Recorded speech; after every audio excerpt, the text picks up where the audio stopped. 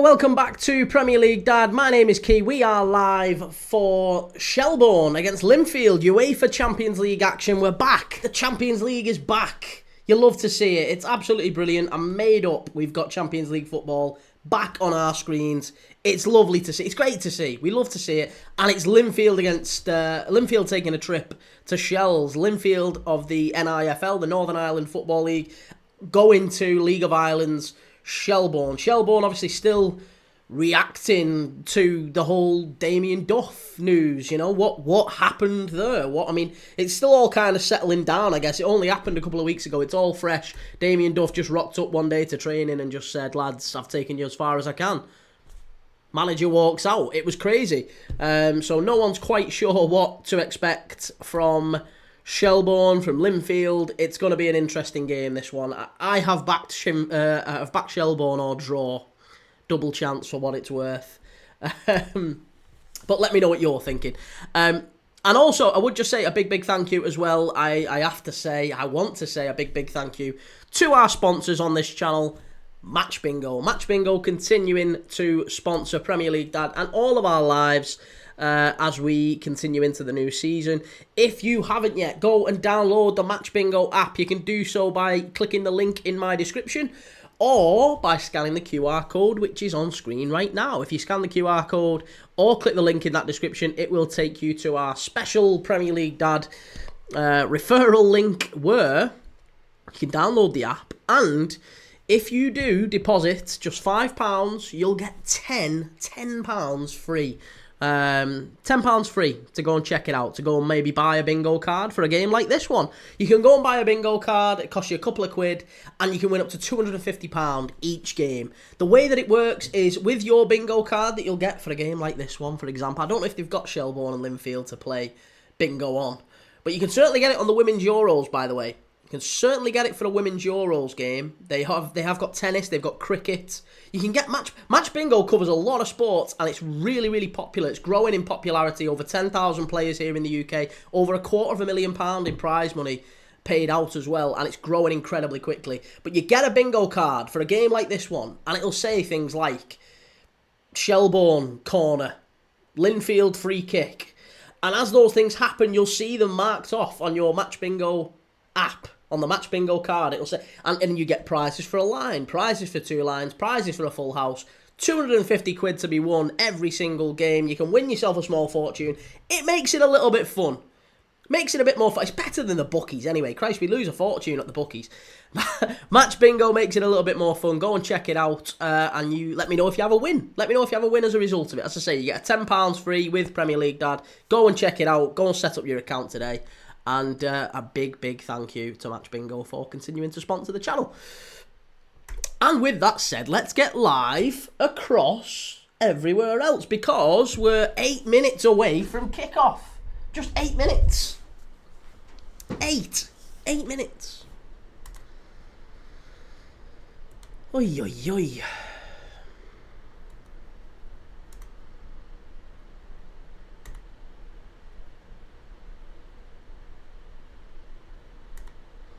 Chimey, how's it going? Good to see you, Chimey. Good to see people in the chat. Thank you for joining. Let me just turn the old fan down, because it sounds like we're in a wind tunnel here. Sounds like we're in a wind tunnel. Ed Rosenthal, who wins, PSG or Real Madrid? We're not watching those, by the way. We are not watching those. I'm not watching those anyway. People can watch them, obviously, if they want to, but I'm not watching PSG and Real Madrid. I am watching Champions League football. Champions League football. Proper football, by the way. Proper football. Ben, like the new scoreboard font, mate. That is totally by accident, that, by the way. That is totally by accident. Yeah. It's not by design. It is just by accident. But yeah, I'm glad you like it. I'll keep it for now. I'll keep it. Shelbourne and Linfield. There you go. The Shells. Give me the flag of Shelbourne, boys. Look at that. Look at the away. Well, the home end there is absolutely going bits, but the away end looks pretty cool as well.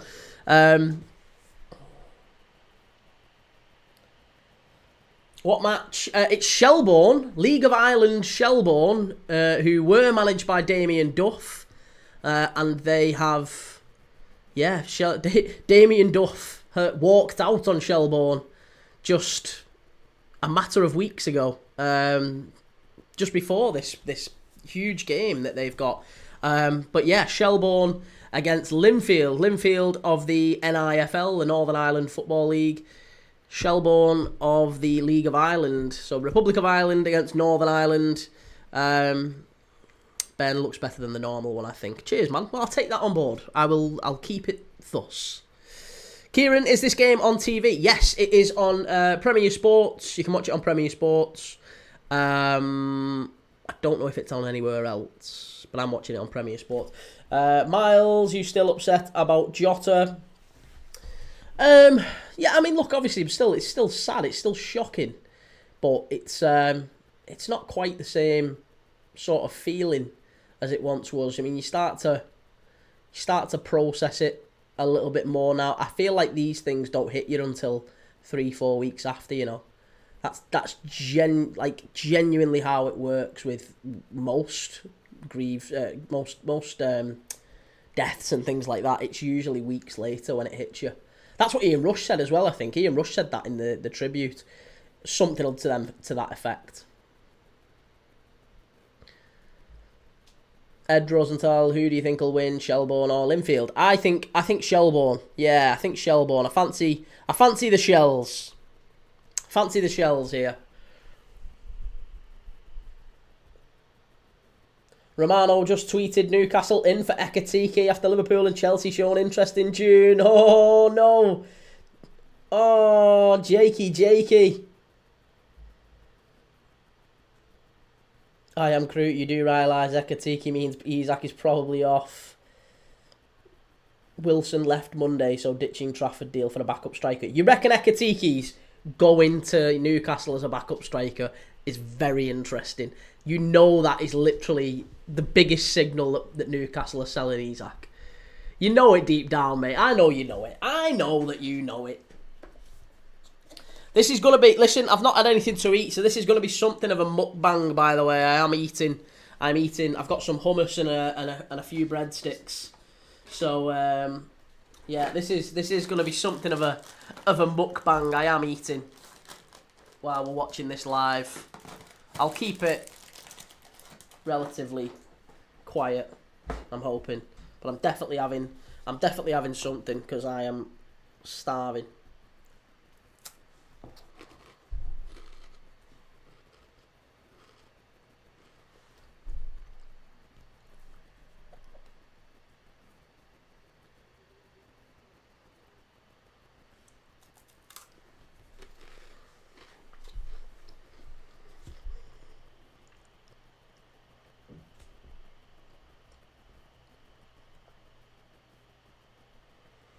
Jar, how's it going? PNC, Kuda Steel, finally done, you think? Yeah, it looks like it. Certainly looks like it.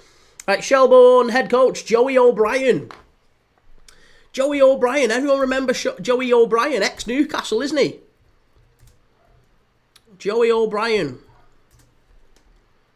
Luis Godinho, the referee of Portugal. I don't think it is that Joey O'Brien, is it actually? Is it that Joey O'Brien?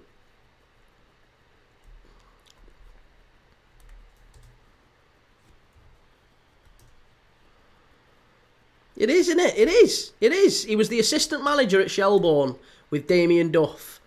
And he played for West Ham. Played for West Ham and Bolton. So it's not Newcastle. It's not that Joey O'Brien. And that was Andy O'Brien, wasn't it? That was Andy O'Brien.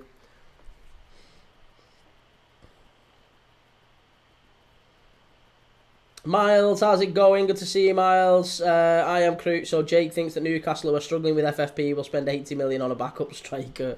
I know. Driggy Diaz, who do you support? I'm a Liverpool fan, mate. Yeah, Liverpool fan, but we watch everyone. We watch teams from around the world every single day. That's what we're about here. Tony, shame on the FAI, Irish government and Garda not allowing more fans. Shame. Yeah, very, very shameful. Well, you follow back, bro. I don't know. I don't follow people on this channel, mate. The reason I don't follow purely is because if people ask that question before, if I follow you, basically it pisses people off.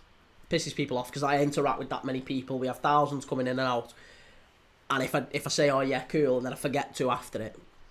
Usually it's like a 3-hour live. Forget to follow someone back. I've had people say to me in the past, you said you was going to follow me, why aren't you following me? And it annoys. So I just, as a general blanket rule, I don't follow anyone.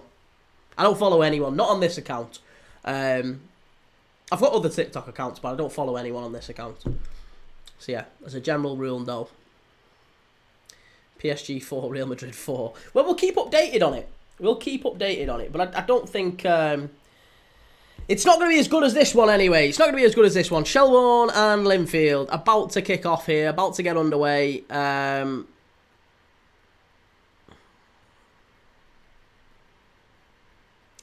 And the Portuguese ref, about to get us underway. And he does.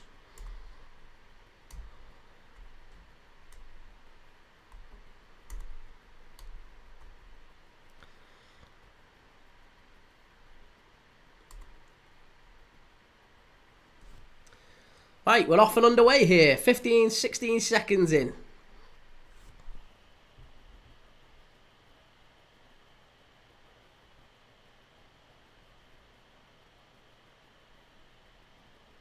Driggy, do you watch the Portuguese league? Yeah, we do quite a few Portuguese games as well. Tend to mix it up throughout the season, but we watch a bit of everything, to be honest. Watch a bit of everything.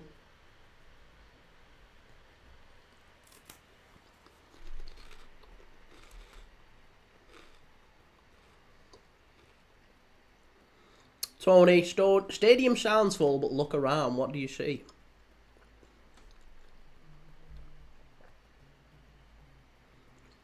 Samir. PSG looks way better on paper than Madrid.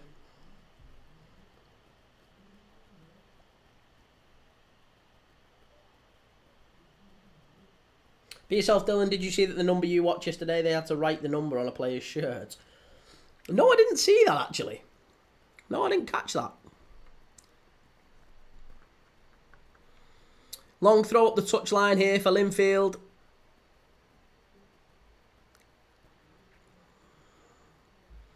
And the Shells just aren't able to get hold of it already. Good chance for Linfield. Oh, unlucky. Good block by the Shells. Get it away.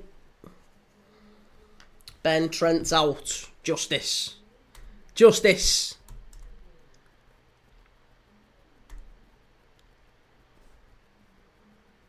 Oh my God, what a shot from distance. Nah, I thought he was going to try and catch the keeper out there, Caffrey. Yeah, it was just on this right side, Caffrey. Little, I think he might have been trying to whip that across the face of goal, but he ends up kind of floating it over the keeper. But yeah, Joey O'Brien was assistant manager at Shelbourne. Currently, I don't know if has he been appointed or permanent? I don't know if any Shells fans are watching, by the way, but I don't know if he's been appointed permanent or is he still interim. Obviously, Duff resigned on the 22nd of June.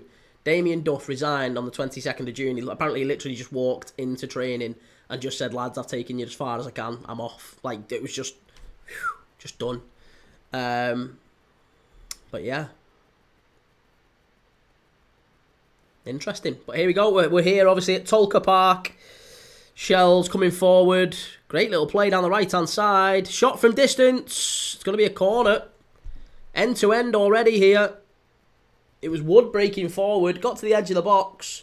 And both teams having a little pop in the early few minutes here. This one looks like it's going to be a really interesting one. A really good game.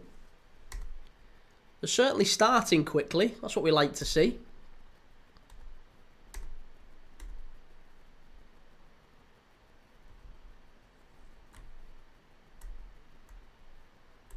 You love to see it. 3-star Reds, Forest linked with Southampton's Tyler Dibley, and fake news, hopefully, that Man City back in for Morgan Gibbs-White. Okay. Proudfoot. Duffer went to be part of Brentford staff. Good to see you. It's Proudfoot. I didn't know that. Has he full-time gone to Brentford? Duff, Brentford. I mean, that would make sense, obviously, Keith Andrews being there, but Damien Duff dismisses link to Brentford assistant role. He's not planning a swift return to football. Whether or not that's true, but that was his statement recently, is that he's not going to Brentford. Ripper Begum, BTTS. Possibly. This Linfield player's down, and he's looking like he's seeing 4 of the physio, to be honest, because the ball, he did a bit of a Phil Jones there. I don't know who it is who's down for Linfield, but as the ball got struck, he kind of turned his head away, and he was falling. He was prone on the floor, and the ball, full on, literally, it was less than a foot away, smashed him in the back of the head. And we might have a concussion here, an early concussion. Linfield might be going down to 10 men temporarily here while the player goes off the pitch and seeks some medical attention. But it's going to be a corner to Shells all the same. ZQXV, what match are you watching, Key? We're watching Shelbourne against Linfield. Champions League football. First round Champions League qualifier. First leg at Tolga Park in Ireland, in Shelbourne. It's Proudfoot. Duffer is friends with the new manager and is trying to become part of the staff without causing problems. Keep an eye on it. Okay. I don't think it'd be such a bad move, to be honest, but I mean, obviously he's immediately denied it. That was on a... So he resigned as manager of Shelbourne on the 22nd, and he announced, or at least was interviewed about the Brentford job, Brentford assistant manager's job, on the 25th of June, and he denied it. He flat out denied it, said that absolutely not, I'm not going to be manager of Brentford, or I'm not going to be assistant manager of Brentford, I'm not getting back into football, I'm not planning to be in football for a while. Maybe you're right, though. It's Proudfoot. You're saying he might be back in it soon and keep an eye on it. I think that's probably not a bad shout at all. Yeah, obviously he's a former teammate of Keith Andrews, isn't he, from the Irish national team. So Shelbourne with a corner kick in. Oh, it's hit the crossbar. 6 minutes in, we've already had our first effort on goal. It was a corner from the right-hand side and a flick on at the near post. Shelbourne pushing into the box here. Chance. Linfield under some severe pressure. Ball whipped back into the box and a chance here. He must score. Is it in? What a save. Is he onside? He's kept it out, the keeper, anyway. If he's onside here, he's onside. I tell you what, I think he's a little bit lucky, the keeper, but it's a header from 6 yards out, a diving header. That keeper's got to make. Honestly, the keeper's got to get huge credit for that one. Huge credit for that one. It was a lovely ball in from the right-hand side from... hang on a second.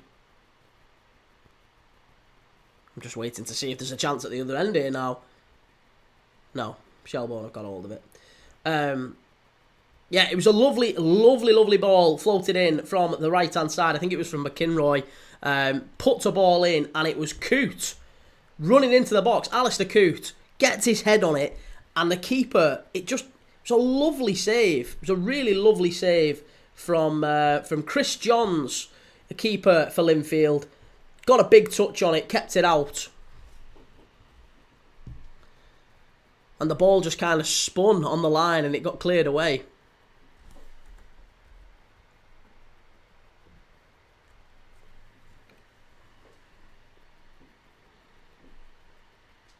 Ben, as if you've changed the font back.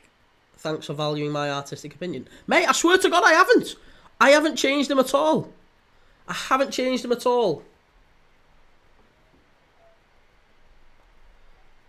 To be honest, I don't know why that's changed back. I don't even know what the font was. What was the font? I'm not fannying around with it now. I don't know what the font is. It's not that one. I honestly don't know which font it is. It's not that one either. Oh my God. Maybe it's that. Well, I'm keeping it at that then for now. I'm keeping it at that.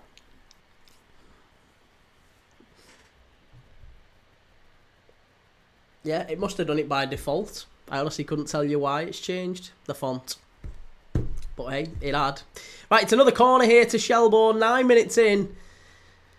Shelbourne have been probably the better of the two sides in the opening exchanges here. Another free kick. Whipped on at the near post and it's gone out over to the far side. Linfield get it clear.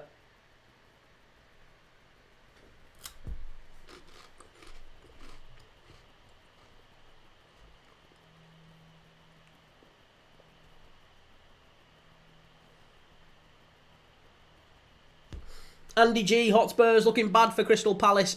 Mate, it's not looking bad. It's done. It is done for Crystal Palace. They are absolutely confirmed out of the Europa League. Crystal Palace are in the Conference League, so they've been downgraded. And Nottingham Forest have been upgraded. So Forest have had the better of the day, haven't they, to be honest? Forest have had a great day.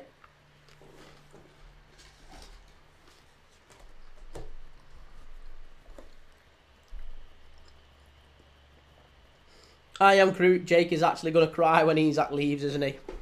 Yeah. Oh, yeah, he is.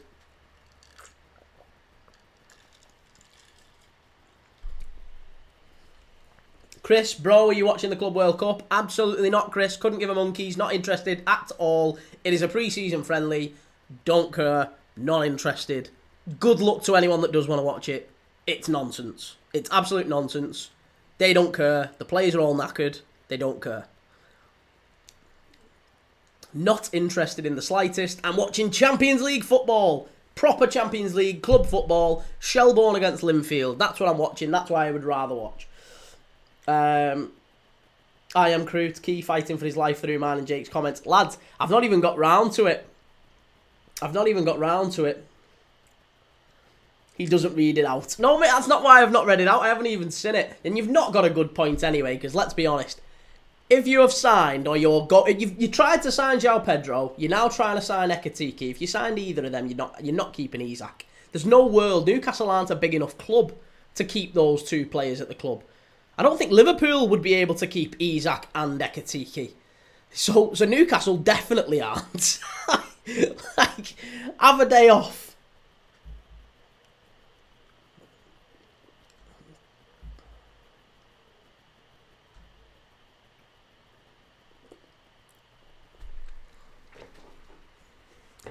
Right, corner. Oh no, it's a throw into Linfield. I thought it was going to be a corner to Linfield here. I tell you what, it's a wonderful stadium though, this Tolka Park, because you can see, literally, there's a full-on like housing estate just next to it, and I've never seen a stadium like this. I've never seen a stand where literally behind the goal, half of the stand is just cut away. Like, literally, you can see into, Shelbourne. You can see into the surrounding neighbourhood and the houses and everything right behind the goal. It's quite nice, quite cool. Gives a little twist to a wonderful Champions League tie. Jake, besting Liverpool in finals and finished above them on the league though. Key, you're nothing special. We are bigger than you though. You would admit that, right? You would admit Liverpool are a bigger club, yeah? Or are you still deluded on that one as well? It's Proudfoot. The stadium is falling down. It's like 10 minutes from our city centre. I was going to say, it probably does need a lick of paint. I can see that on the far stand as we look at it on the screen. You can see that it's maybe... It looks a little bit like Kenilworth Road. A little bit like Luton. Reminds me a touch of that. See, Ronaldo, Karabag FK. What about Karabag? We're not watching Karabag. Why have we got so many... We've got Azerbaijanis in here. We've got 2 people come into the chat talking about Azerbaijanis. Have I somehow plugged Azerbaijanis into the tags on YouTube? Have I managed to put Azerbaijan clubs in? I mean, I don't think... Are Azerbaijan even playing... Karabag even playing tonight? They're not, are they? There's no... Karabag aren't even playing. Sabah Baku play tomorrow. They're an Azerbaijani club. They play Celje tomorrow. Any other Azerbaijanis tomorrow? Don't think so. No. Saba Baku play tomorrow. Right, Linfield, again, clearing a corner. Shelbourne have had, 3 or 4 corners in the opening 15 minutes here, and both times, well, every time, they've caused problems. They hit the bar in the first corner. They've had a massive... Oh, that's a really poor bit of play by Linfield. They've given the ball away. Really, it's absolute chaotic defending at the back from Linfield.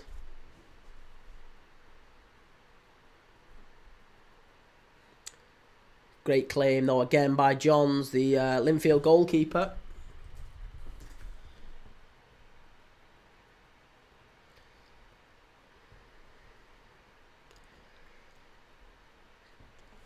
But two ex-Premier League players, it should be said, in this team, managing these teams, by the way. Obviously, Damien Duff was manager of Shelbourne.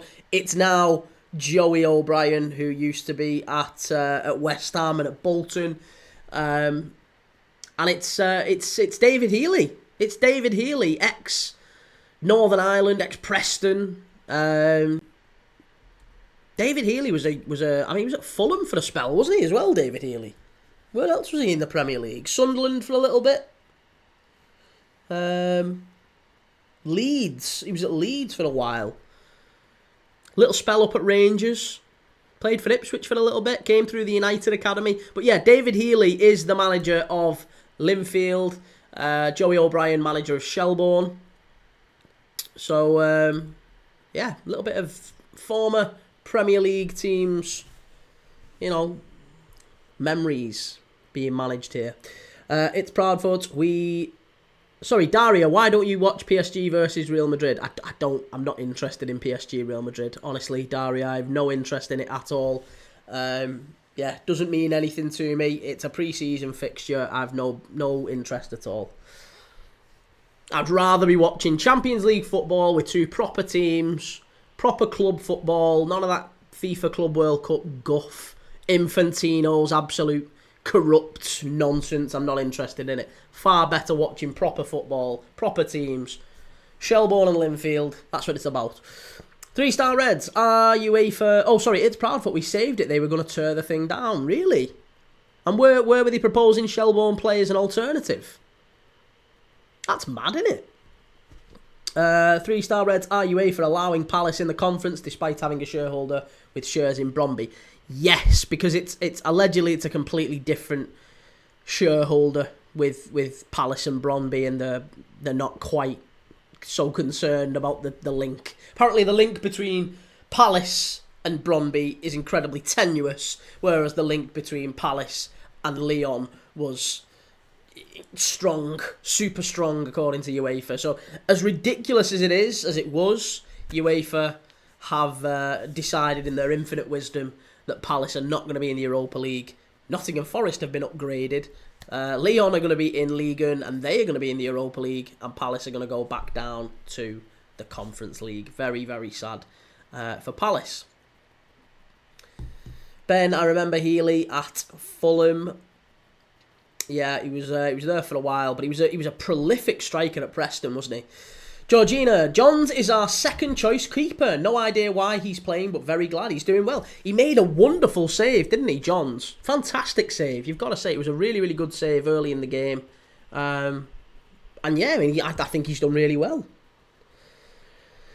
It's Proudfoot, a small stadium near our airport in Dublin where the schoolboy finals are held and where they play their pre-seasons. Right, okay. You're educating me, mate. That's interesting. I'm surprised they'd be wanting to knock this down. It looks I hate this whole... It's infesting all of football, really. Sure, it's not just Irish football, but everywhere, everyone's just trying to knock all these old stadiums down, rather than repair them, rather than give them a lick of paint and have a look at the foundations and make sure the health and safety's covered and ticked whatever boxes you need to. But other than that, it's so bad how many old stadiums are being chucked away. Kieran Baines, did you ever rate Karius, the goalkeeper? No, I didn't. No, he made some good saves. But for the most part, he was an absolute liability. Right, Mulgrew, the captain of Linfield, has just been booked. He absolutely flew in. Yeah, it was a bad tackle, that, It was a really bad tackle. He just overran it, didn't he? He just overran it, and oh yeah, that was naughty. And he went in on Coote, the centre forward. He's limping away. He should be all right, Coote. LFC fan 200. Is your TV standard definition or high definition? I don't know. Couldn't tell you. This isn't. This is a projector. I'm watching it on one of them TikTok projectors. So I think it's 4K. I think so. It is it's one of the good ones. Ben, I remember a game away at Bournemouth where the cracks of Karius became very evident. I think we lost 4-3. Ake scored their winner. Could be wrong. Yes, it was. Yeah, we were 3-1 up. 3-1 up, and he conceded.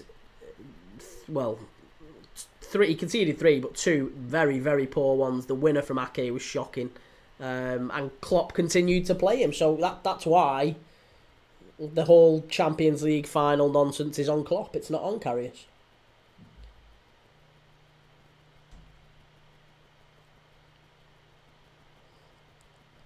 Alex Macklin, how's it going?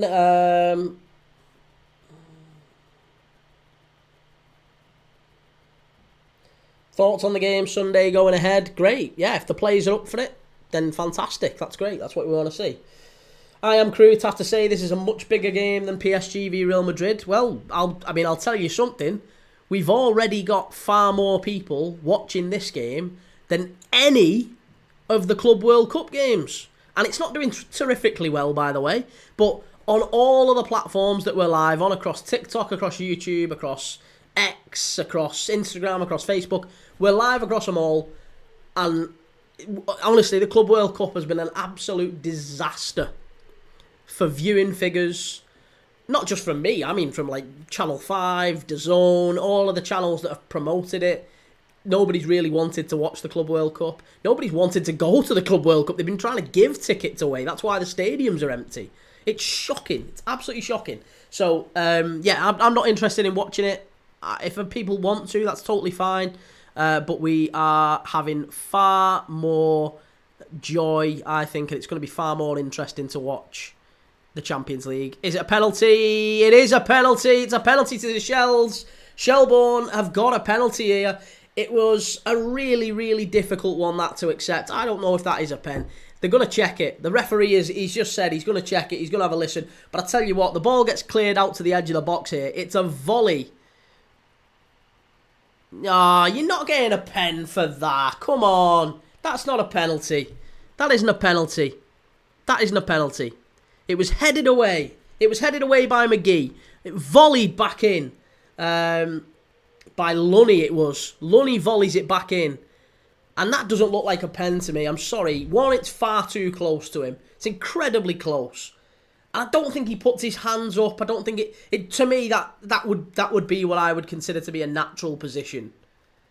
That looks really, really unfortunate if Shelbourne actually get a penalty in Linfield. Linfield can feel hard done by if they get a penalty given against them for this. There is going to be a check. I am sure there is. At the very least, they need to be sending the ref to the monitor here. Let's just watch it again from this angle. Ah, come on. He's turned his back on it. He's turned his back on it. You can't be giving a pen. Here we go. The ref's going to go and have a look. It is a VAR check. I think that's the right decision. You can't be getting. You cannot be getting that one given. I don't think so at all. Chicken Music score prediction for this match. I mean, Shelbourne have been the better side. They've been given a penalty at this moment. The ref is literally just looking at the monitor to see whether or not he gives that pen. I would have said maybe 2-1, maybe 2-0 to Shelbourne. I have fancied Shelbourne for this one. They have played well. Linfield haven't really had a kick. I don't know. The ref's still having a look at this. I don't think you can give that. I don't think you can give that. VAR review. Here we go. No penalty. There you go. No penalty. It's been ruled out. It's been ruled out. It's Proudfoot. Nothing wrong with a little home advantage. There you go. Linfield fans are chanting. They're very, very happy with that decision. And I think it is the right one, if I'm dead honest. I've got to say, impartial person here, impartial watcher. I have no horse in the race. I don't think that's a penalty. I wouldn't want it given against me, so I don't want it given for me. I am Crute. Key, whack a fiver on whoever wins this game to win the entire Champions League. Well, listen, if that happened, I think you'd be talking greater odds than Leicester. You know, it'd be far bigger than that. Ostermorg, at least Palace should win the conference. Easy route to Europa next year. Yeah, that's not bad. That's not a bad shout. 007, you watching the FIFA Club World Cup? Nope. Not at all. I'm not interested in it. I'm watching the Champions League. The UEFA Champions League. That's what I'm watching. That's what I'm interested in watching. ZQXV,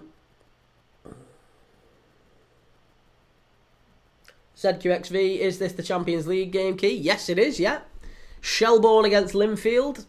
We've already had 25 minutes in. We've already had a penalty given, overturned by VAR. We've already had a shot off the crossbar. We've had all sorts going on in this game. It's an absolutely cracking game.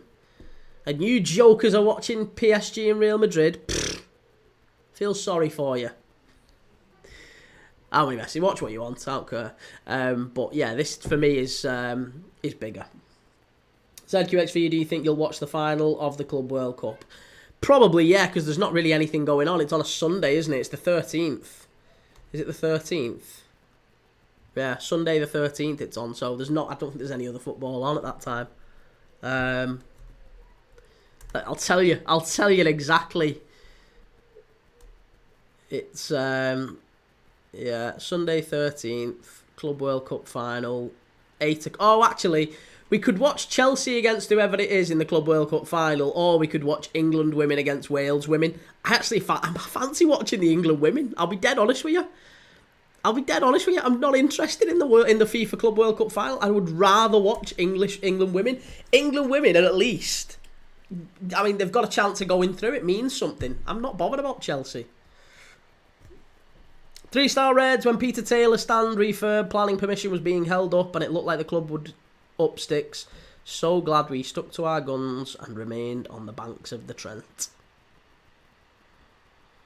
Yeah, absolutely. You want to see clubs, you know, remaining loyal to their roots. And, you know, I hate when I don't like seeing clubs move stadiums. Kind of upsets me a little bit. Like Everton leaving Goodison Park and United potentially leaving Old Trafford. That looks like it's happening now as well. And oh, it's sad. It's really sad. We don't. Newcastle are trying to leave St James's Park, and it'll probably be Villa Park next. There's also, Birmingham leaving St Andrews. There's all this stuff that's going on. It just doesn't feel right. West Ham have left Upton Park. Arsenal left Highbury. Tottenham left White Hart Lane. It's sad. Coventry left Highfield Road. It's just mad. Yeah, I understand sometimes, football's got to progress, and there's some stadiums that have been absolutely, appalling, and I get that you need an upgrade in some of them. Like, the Walkers Stadium is, I think, a better stadium than, say, Filbert Street was for Leicester.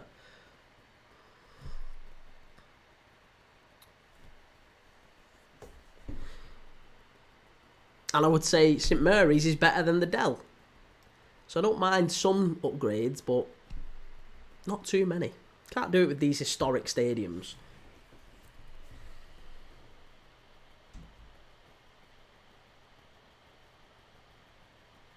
Joe, how's it going? Alex got to laugh at Everton's new ground, Hill Dickinson Stadium, yeah. Shelbourne, chance here, good shots, cleared away by Linfield. Lots of blocks going on here.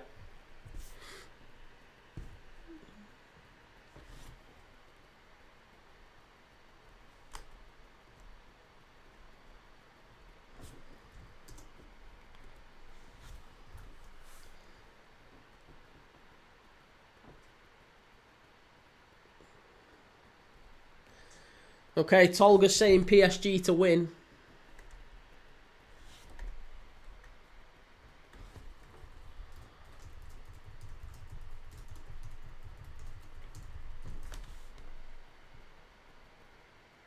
Chance for Shelbourne. Oh, it's cleared away yet again.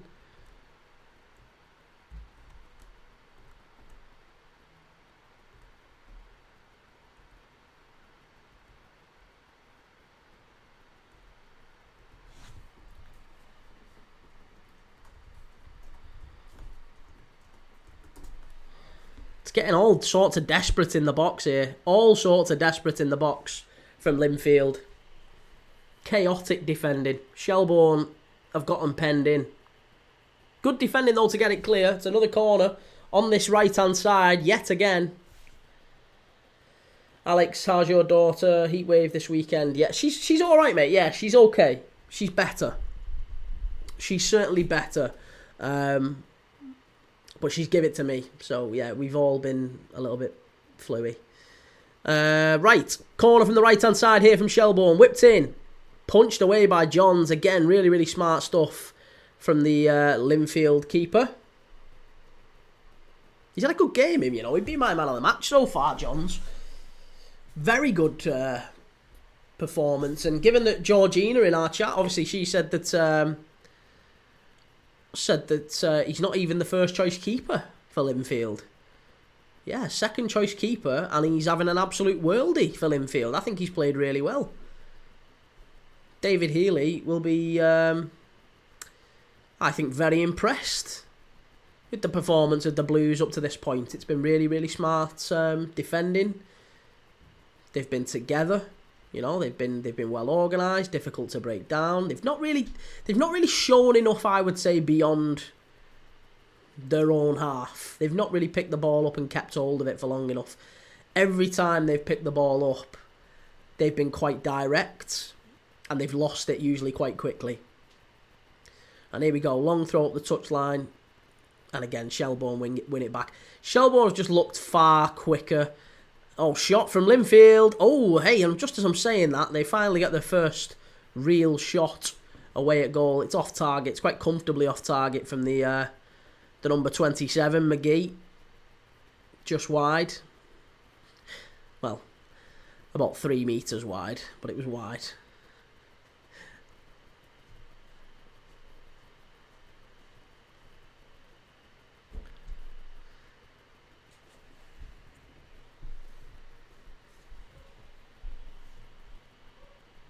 Okay, long ball, up the pitch. Shelbourne, I've got a chance here. Is he in? Is he in? Maybe. Oh, no. Cleared away. I tell you what, there's a claim there. Johns is shedding his reputation for reliability very, very quickly. It was a simple long ball from the keeper over the top. And... I don't know who it was running them through. It might have been Caffrey. They were running through, clear, on goal, one-on-one with the keeper. And as they get one-on-one, Johns just comes flying out. He's round about the edge of the box, and he misses it. He kicks fresh air, and the ball ends up going past him. And the defender's kind of spinning round. He's not quite sure where the ball is. And I think Caffrey just loses the ball. He managed to get it away, but it was very nearly a tap-in and an empty net for Shelbourne. They're riding the luck here, Linfield. They're riding the luck. It's going to be a corner again, this time from the left-hand side. Shell's pressure. Shell's pressure.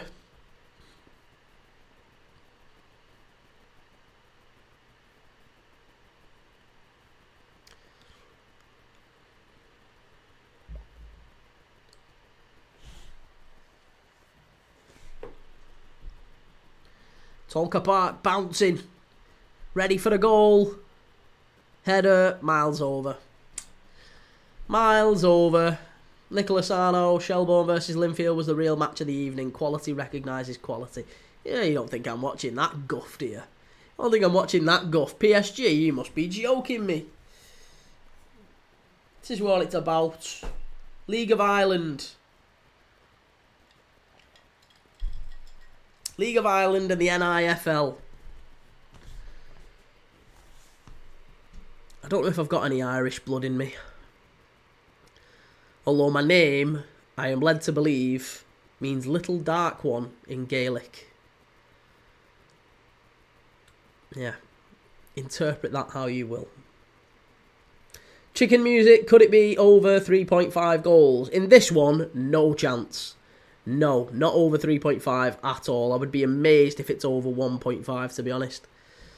Anything over 1.5 would be astonishing. At this point, I think you're probably looking at a 1-0.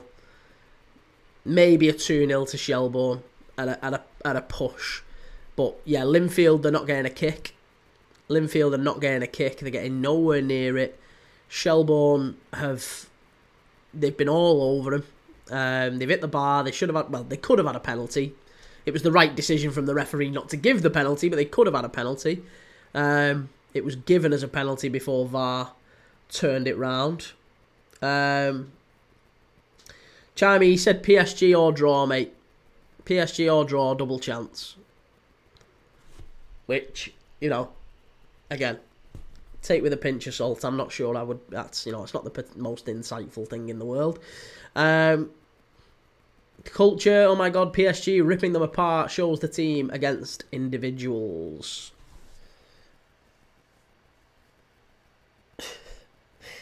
Madrid. Are they getting battered?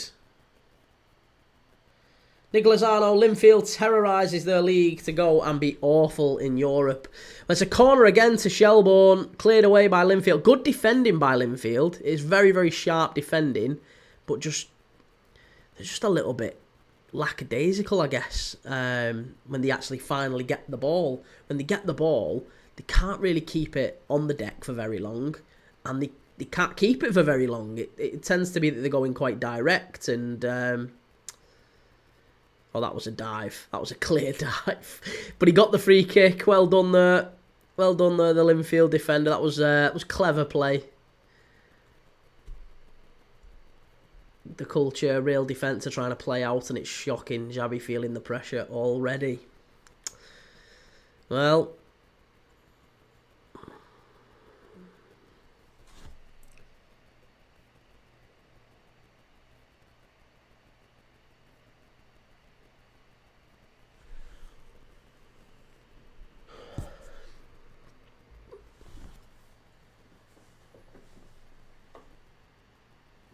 why is my camera on all funny again? That's better.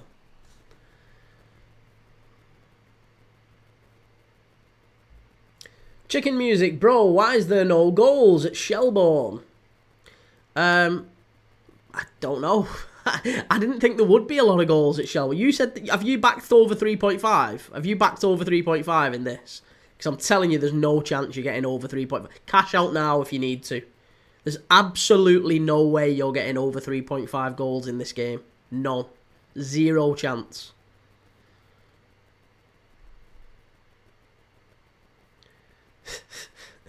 Callum, chicken goals and Kieran don't exist. Oh, you did over 2.5. Yeah, I mean, you might get away with over 2.5, but I'd be very surprised. Very surprised. I think... Honestly, at this point, it wouldn't surprise me if it's... Linfield are quite clearly playing for the 0-0. Linfield are happy with a 0-0. I think David Healy would be delighted to take this back to Windsor Park at 0-0. He'd be delighted with that. No mad rush. There's another leg to play after this one. So I think he'd be quite content with that. 0-0. And, yeah, I honestly think it might be 1-0. 0-0, 1-0. But Linfield aren't getting a kick. I don't know if they've had more than maybe 4 or 5 touches in the Shelbourne half.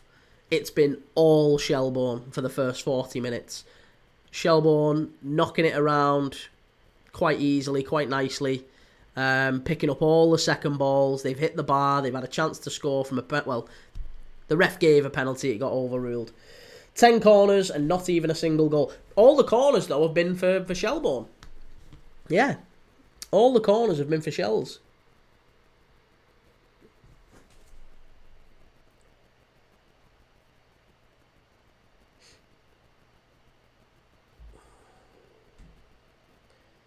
Taylor H. Shelbourne playing better 100%.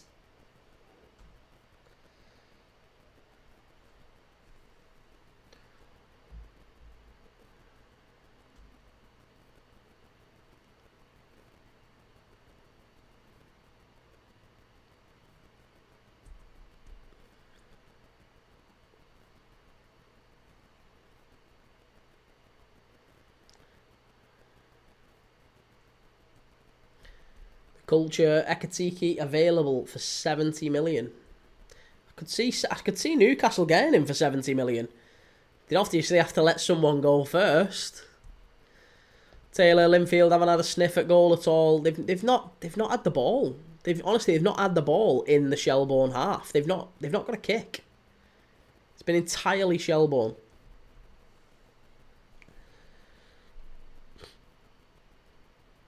Yes, yeah, it did come through, mate. Yeah.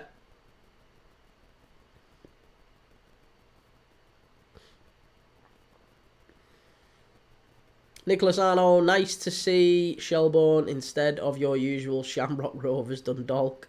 The culture, if we get 150 for Isaac, we let him go. You won't get 150. 120 maybe. I could see you getting 120 and then Ekatike for 70 works, doesn't it? You get 50 back. Basically, you could, if you've got Elanga and Ekatike for Isaac, Elanga, fuck off 120 and Elliott. Get on your bike. That's like 180. That's 180. You're not getting that. That's no chance. No chance. And honestly, if you got Elanga and Ekatike for the same price he's selling at Isaac for, you're a better team. You're a better team. So for me, that's a fair cop. Isaac for about 120, 125.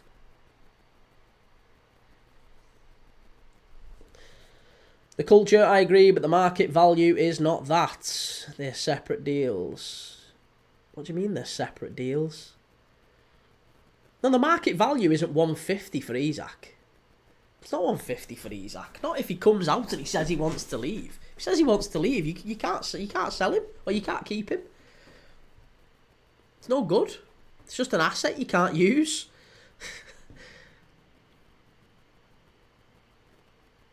And like I said, Harvey Elliott for 60... the value of Harvey Elliott is 60 million, there or thereabouts. So if it was Harvey Elliott being involved in a deal for Isaac, then you're talking 50 to 60 plus Elliott. That might work. Yeah, that might work.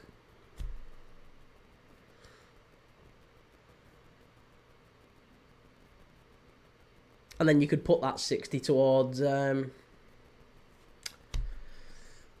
Ekatike.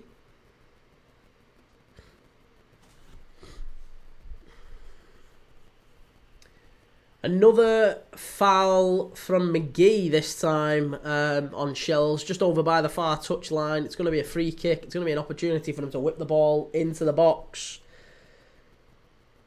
43 minutes on the clock. Chance for Shells to nick one before half-time. Linfield have definitely struggled.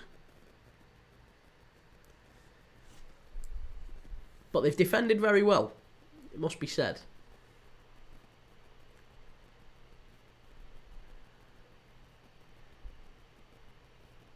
Ball's whipped in and flicked away by Linfield. It's going to go out on the far side for a throw.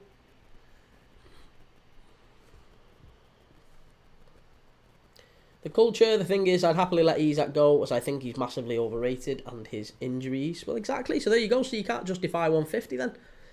There's no like he's a very good player. He's one of the few strikers around that will get you 20 goals in the Prem. There's not many of them about. So for that reason, he probably does. Probably does justify a big move to a top team that can compete for all the top honours, but there's no way you're getting 150 for him. You're just not. CB7, you said you'd be watching. You did, yeah, you absolutely did. The culture, the club, and market dictate. He is that, not me. No, the club and the market can't say he's 150 when he's demonstrably not 150. If he says he wants to leave, which is what he'll do. That's what he'll have to do in order to get a move. So Isak will say he wants to leave. Maybe the asking price now is 150. But he'll say he wants to leave. It'll be 120. That's how it works. That's how it works. 20% reduction. He won't do it as he hasn't done it. No, he hasn't done it yet. He hasn't done it yet because he hasn't... maybe... I don't know why he hasn't done it yet. Could have been a number of reasons. Could be he's waiting for Newcastle to get their ducks in order. He probably has already said it. I think he has already internally said it. Because if he hadn't, Newcastle wouldn't be targeting João Pedro and Hugo Ekitike. They wouldn't even be looking at those players. They wouldn't even be looking at those players. Not a single pointer has been given that he wants to leave. Mate, you're having a laugh. You're having a joke. You're having a joke. There's no way Newcastle's trying to sign João Pedro or Hugo Ekitike if they're keeping Isak. No way. No way. Listen, you don't have a backup striker of Callum Wilson last year, and this year you have Hugo Ekitike as a backup striker. It doesn't happen. It's ridiculous. You're talking nonsense. Targeting players that can play wing and 10. No, because you don't play with a number 10. You don't play with a number 10. You've been telling us all season you've got the best midfield in the fucking world. Joe Linton, Tonali, Guimaraes, none of them are number 10s. Who are you dropping? None of them. You're not playing with a number 10. Don't talk wet. Don't talk nonsense. You're not playing with a number 10, and you've just signed a fucking winger, Ilanga. You've got Gordon and Ilanga on the wings. So where does João Pedro and Ekitike for 70 million quid fit in? And if you say it's on the bench, you're having a laugh. You're having a laugh. There's absolutely no way at all that João Pedro and Ekitike are being targeted by Newcastle at all unless you're selling Isak. And if you think that, you're dumb. With the greatest of respect, mate. With the greatest of respect, you're moronic if you think that.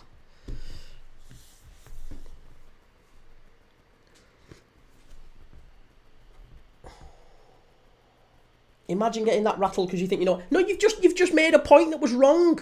Imagine, you said he's going to play number 10. You're not playing with a number 10. You said he's going to play on the wing. You've got two wingers, Gordon and Ilanga. In fact, you've got four wingers now. You've got Gordon, Barnes, Ilanga and Murphy. So they're not... Where are they playing? I'm genuinely asking you, where are they playing? Where are they playing? Gordon, Ilanga, Murphy, Barnes. All at the club. Joe Linton, Bruno, Tonali. Best midfield in the world. Who are you dropping? So we can't sign adaptable play. No. Answer the question. That's the question. That's not the question we asked. The question is, where is Ekitike or João Pedro playing for Newcastle? Where are they starting for Newcastle? Answer that question. Where are they starting? You said on the wing or number 10. We've just confirmed there is no place for them at the wing or number 10. So where are they starting? Where are they playing? And if you say on the bench, you know for sure, you know for absolute sure that you're wrong.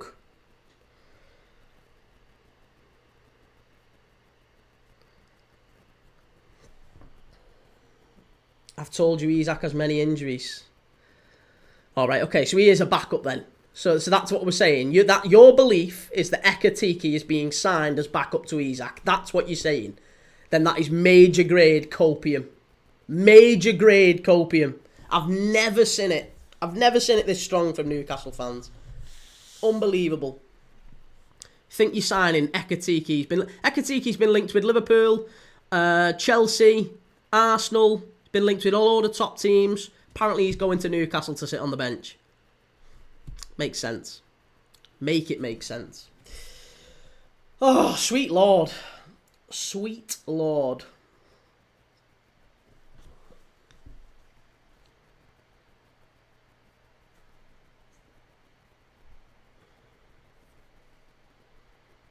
Ekitike doesn't join anywhere as a backup. He'll go somewhere as the main boy, obviously.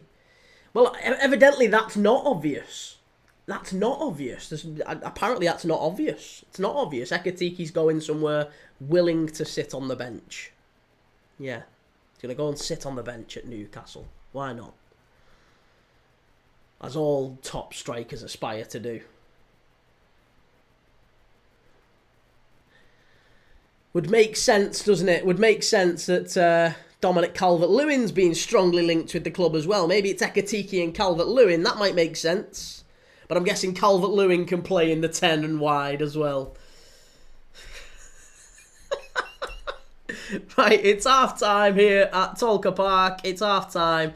Shelbourne, I mean, they've battered these. They've absolutely battered Linfield. I don't know why I've reset that clock. I'll get it going back to 45 minutes. But it's half-time. The players coming off the pitch. 45 minutes of a battering, to be honest. They've hit the crossbar.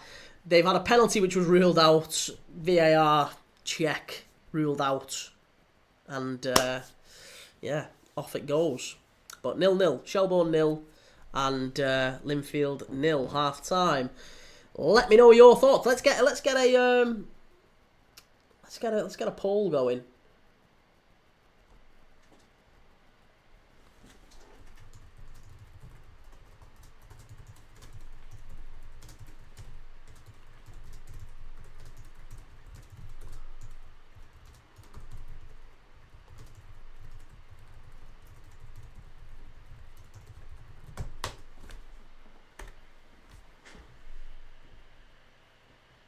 Finn 4447, Barry announced by Everton. And oh, big signing. Literally a big signing. He's 6'6".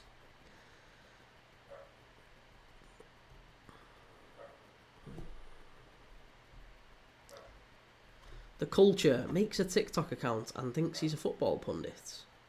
What are you on about? Why are you going rogue now? Why are you going sly? Why are you going sly? I'm no more of a football pundit than you. What's the issue? Why are you kicking off? Kid's lost his head. Be yourself, Dylan. 3-0. Fabian Ruiz. Honestly, it didn't surprise me that Real Madrid were kind of going to fall to bits tonight, but I thought they might put more of an effort in. I thought PSG might be a bit knackered. They've been a bit up and down this tournament, so I'm kind of. Well, though Trent's not playing, so maybe I'm surprised that there's been a battering without. Yeah, there's been a battering without Trent on the pitch.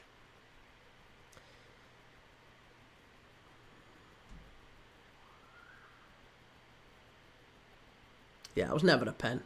Who's that? Who's the pundit here? Well, the Portuguese referee gave the penalty, and it was immediately overturned on review, which, to be honest, was the right thing. It was the right approach.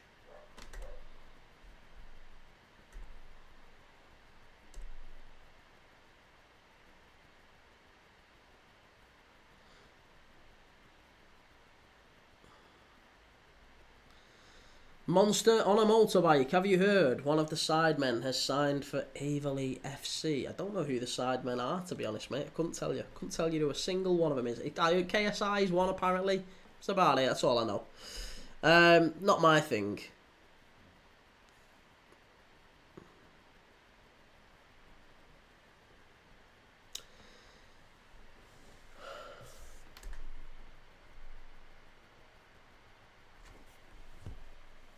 Simon Minter. Is he a relation of Yankuba?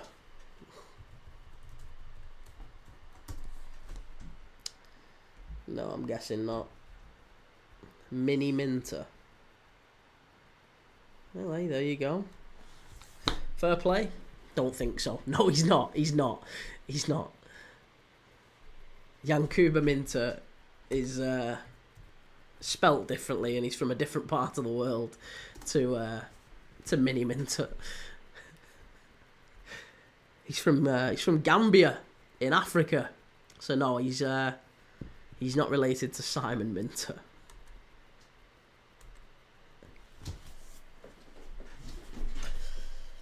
Deluxe jerseys. How's things, mate? Yeah, good, man. Good to see you. How's things? Ben, how did you instantly know they aren't related, Kee? Just a gut feeling. Yeah, just a simple gut feeling. Raimondo Villano, Forza Napoli. Napoli. Be good to see them next season with Darwin Núñez up front doing the business. You love to see it. You love to see it. Oh, right. Well, second half has to have some more goals in it than this one, right? Second half has to have some more goals because the first half was pretty dour. At 0-0, it's been all one-way traffic. We've had the crossbar hit, but other than that, it's been a pretty... Yeah, I'm just hoping Linfield can show a bit more. I think if you're David Healy in that half-time dressing room, maybe he is content with a draw. Maybe he's quite happy to take this back to Windsor Park, and that'll be, great, fantastic. But I think there'll be an element of it where they'll be thinking, no, come on, lads, let's push out, let's try and get our foot on the ball, let's try and, work an opportunity if we can, let's try and commit a few bodies forward, without being reckless, of course, but there's got to be a chance. There's got to be a chance if they can get hold of the ball, knock it around a little bit, try and get themselves out of being... They're just so penned in. They are literally penned into their own half.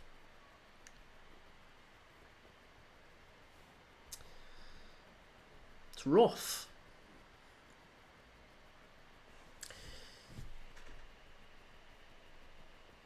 Yeah, deluxe jerseys. Urge you the first 3 times, mate. Urge you the first 3 times.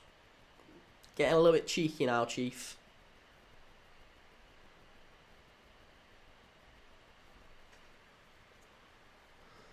Raimundo Villano, Kevin De Bruyne. Yes, Kevin De Bruyne as well.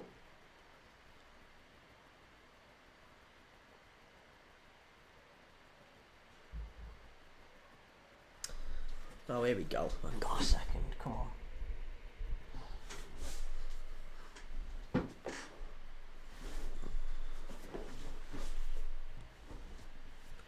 Coming up live, second half coverage. What else are we missing here, by the way? In terms of the second leg in this one, it's on the... Is it the 16th next week? Back at Windsor Park. I've not put that on just yet. Yeah, 16th. It's next Wednesday, 7:45. Yet again, I am going to be doing the second leg in this one because I think it's going to be tight.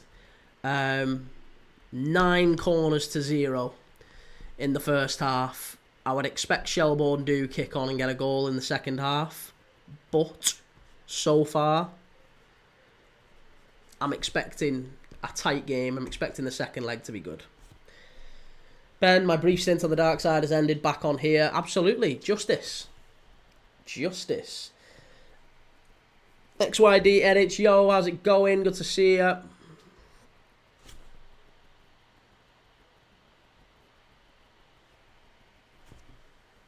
Guys at 88. What is the score, mate? It's Shelbourne 0, Linfield 0. Raimundo Villano, who will win the next Prime Minister? The next Prime Minister? I don't know. Couldn't tell you. I've no interest in it. They're all rats, the politicians. XYD Edits, what's your opinions on QPR, bro? Again, probably another team that just kind of floats around the mid-table section in the Championship. I'm not all that confident you'll do a whole lot next season in terms of chasing the playoff places. I don't think you'll go down. I think you seem like you're in a better place, aren't you? I mean, it's been a rough few years for QPR. It's definitely been a rough few years, but it does feel like things are getting a little bit brighter. Would it be fair to say? I don't know if you agree with that as a QPR fan, but as an outsider sort of looking in, to me it feels like, it feels a much better time to be a QPR fan. Obviously, the new manager coming in, he's got a bit of a reputation, and I mean, he didn't do all that well at Strasbourg, and you can see Liam Rosenior's gone to Strasbourg and had a wonderful time and reinvigorated that whole club. But yeah, it'll be interesting to see how he's very well respected in France. More so from his time at Rennes than from his time at Strasbourg. So for me, I think, yeah, he's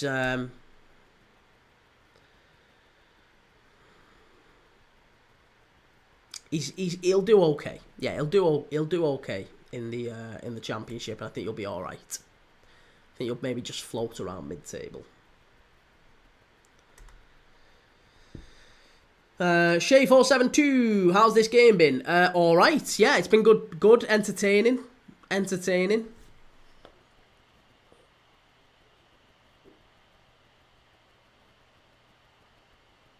XYD, fair enough, we've been horrible, but our new signings are very good. He did do really good at Rennes. How come you're not watching PSG Madrid? He did all right at Rennes. He obviously won the French Cup, didn't he? I don't know how long ago that was. But yeah, in terms of PSG and Real Madrid, I'm not watching it because I've honestly just no interest in the Club World Cup. Nobody wants to go to the games. Like, they're literally giving tickets away. Channel 5... the viewing figures have been shocking. Yeah. Emiliano Paris plays against Real and you watch this. Again, Emiliano. I think if you're a true fan of football, if you're a football purist like I am, you don't want to watch Real Madrid and PSG in a pre-season friendly. You want to watch competitive Champions League football. That's what I would say. I'm not interested in PSG and Real Madrid. Emiliano, will you watch the final? Probably not. No, I'm going to be watching England women against Wales in the big group stage game in the Women's Euros. And that's just because at least that one's a competitive game. It's a pre-season tournament. It's a pre-season tournament. There is nothing riding on it. It is... Chelsea are in the final of the Club World Cup. Ben, can't tell you how happy it makes me to see that scoreline in the pre-season cup. I'm not bothered. It doesn't make any sense to me. XYD edits, who do you support? I'm a Liverpool fan, mate. Liverpool fan. I've only watched 3 games and they've been so boring. Yeah, they've been boring. And it just, to me, O'Shea, this is probably a better game because it's competitive, to be fair. It means something to the players in this one. Emiliano, but Paris will beat Chelsea so badly. Well, they might do. And that's fine. Good luck to him. But it still doesn't mean a whole lot, does it? Not to me, anyway. I don't care. It's not a tournament. Honestly, this is probably a tournament that won't exist in a year's time. Like, this version of the tournament probably doesn't exist again. So it's a one-off tournament. You've literally got the president of La Liga coming out and saying, our objective as an association is to ensure the Club World Cup never happens again. And this, it's unbelievable. There's no way. I just don't think that it happens.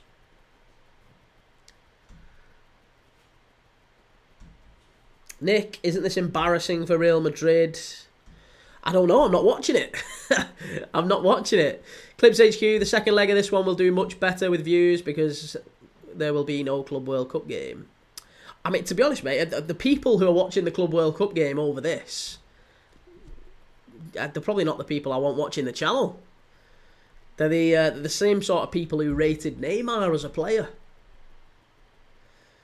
Ben, I haven't watched a single second of the Club World Cup, but seeing Madrid getting fingered is so nice, no matter the game or tournament.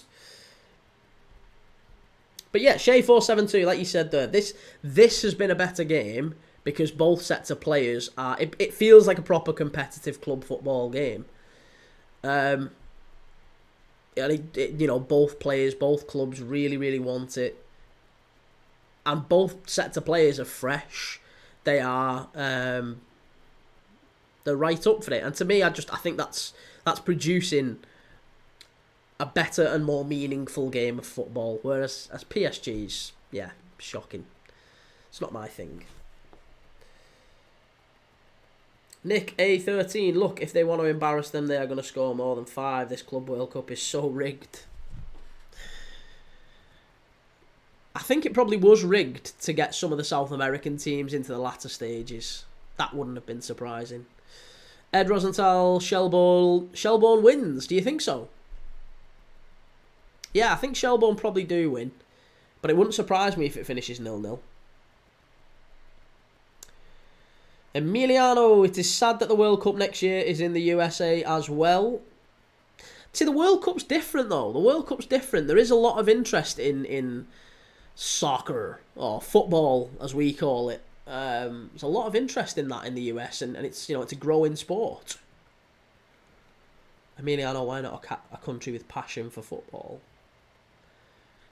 I mean, maybe it's not as passionate. Maybe the fans aren't as passionate in the US over football as they would be for basketball or baseball or American football, you know. But I do, yeah. I think they are passionate for football. And it's not just the US, by the way, as well. You have to remember it's the US, Canada, and Mexico. The tournament isn't just in the US. It's in all three of those nations. Nick, do you know what they did? FIFA pushed the South American teams in order for their leagues and teams to get money, and then after they got their money, they went out. It's simple. Yeah, it's probably true enough, actually. Right, we're back off. We're underway here again at Tolka Park. Shelbourne 0, Linfield 0. Why's my camera gone all skew if again?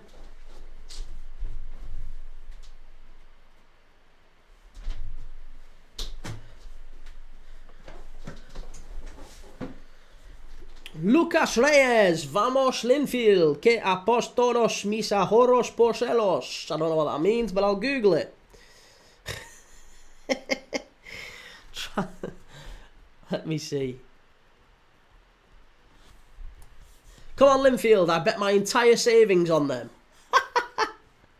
Oh, very silly. Lucas Reyes. Emiliano, we've done that one, sorry.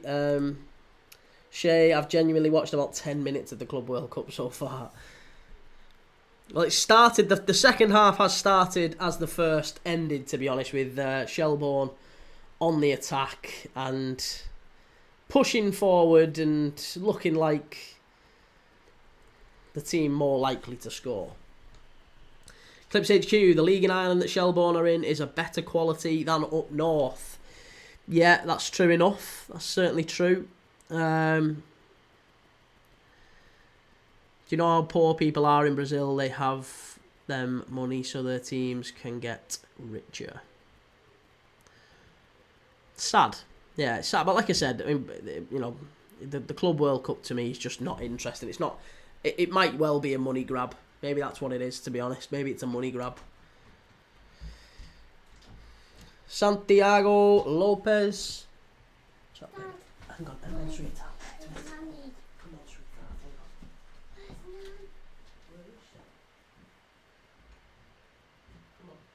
Yeah, Benny. This one.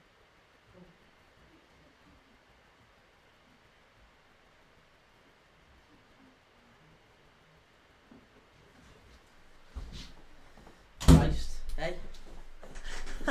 I'm live and my little girl comes on. Excuse me. Oh, why's my camera gone? Camera's gone funny again on YouTube. One sec. Gotta defocus it. There you go. That's gonna be better, hopefully.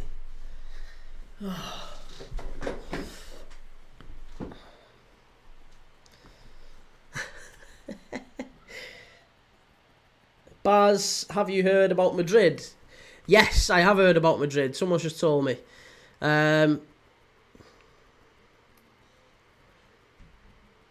Emiliano, I'm so excited for the Bundesliga and Bundesliga 2 next season. Yes. Kieran, random question. What is your go-to scrap? Oh, scran before a match day. Go-to scran. Honestly, probably just chips. Just something you can eat on the go, innit, if you're on the way to the match. Yeah, if you're just on the way to the match, just chips. Best thing there is. There's not chips and gravy, something like that. Something keep you warm. Don't get all this like Bovril stuff.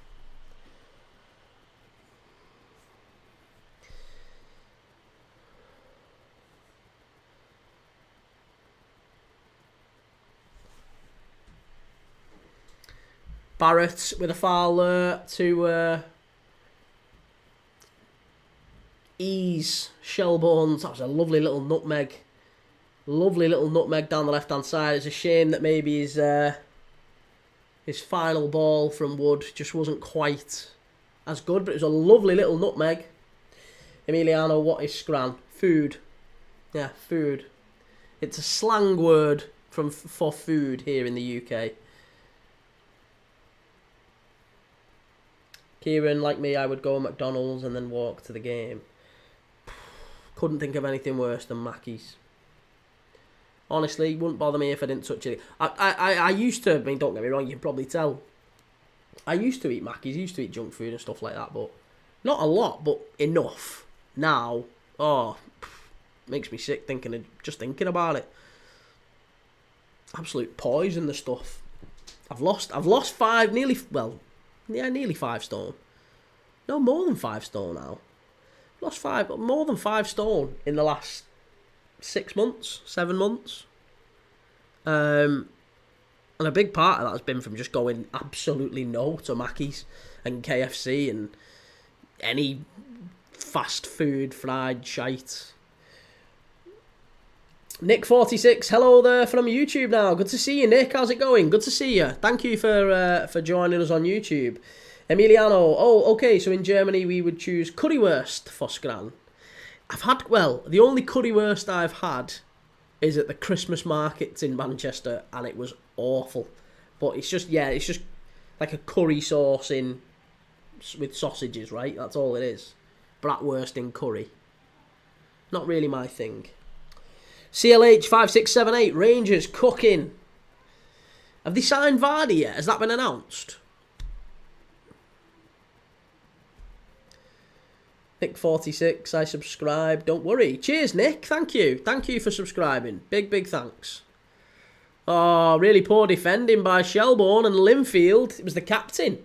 Who headed it back to his own keeper and maybe put a bit too much on it because he's headed it straight out of play. It's going to be a corner to Linfield. This would be some story if Linfield were able to get a goal here. This would be a smash and grab. This would be a proper smash and grab. Nick46, Rangers are going to cook my team, Panathinaikos. You're a Panathinaikos fan? Wow. I think that's going to be an interesting game. We're doing that one. We're doing both legs of that one. Rangers and Panathinaikos will be live for both of them in a couple of weeks' time. 22nd and the 30th of June. July, sorry, not June. Ball whipped in by Linfield. Cleared away at the near post by Shells. It's headed back in. And cleared away yet again. Shelbourne on the counter, maybe. Clips HQ. Oh, sorry. CLH5678. Not yet. I think we are going for Luke de Jong instead. Yeah, that wouldn't be bad. Oh, really poor by Linfield. And Shelbourne have got a chance here, maybe on the counter-attack. No, not good enough. He was offside anyway, I think, to be honest. He would have been offside. Clips HQ, do you rate Kudus? Yeah, Kudus is quality. Top quality. Really good player. Would happily have him at Liverpool. Emiliano, currywurst and Manchester doesn't fit well. No, that's, yeah, absolutely true. No, I do. I think Rangers and Panathinaikos will be a great game. I think if Panathinaikos can get a draw at Ibrox, I think you go through. Because I think you probably end up winning in Greece. Rangers... This version of Rangers, I don't think travel too well. So, I think at Ibrox, it depends entirely on that first leg result. So, I'm intrigued to see what happens on the 22nd. We'll be live for it and we'll see how you get on. But, yeah, I'm looking forward to seeing both of those games. CLH, Luke de Jong is better than Vardy. I don't think so. I think Vardy scores far more. I think Vardy gets double figures in the SPL, maybe 20 actually. Vardy would fly in the SPL. I think Luke de Jong wouldn't.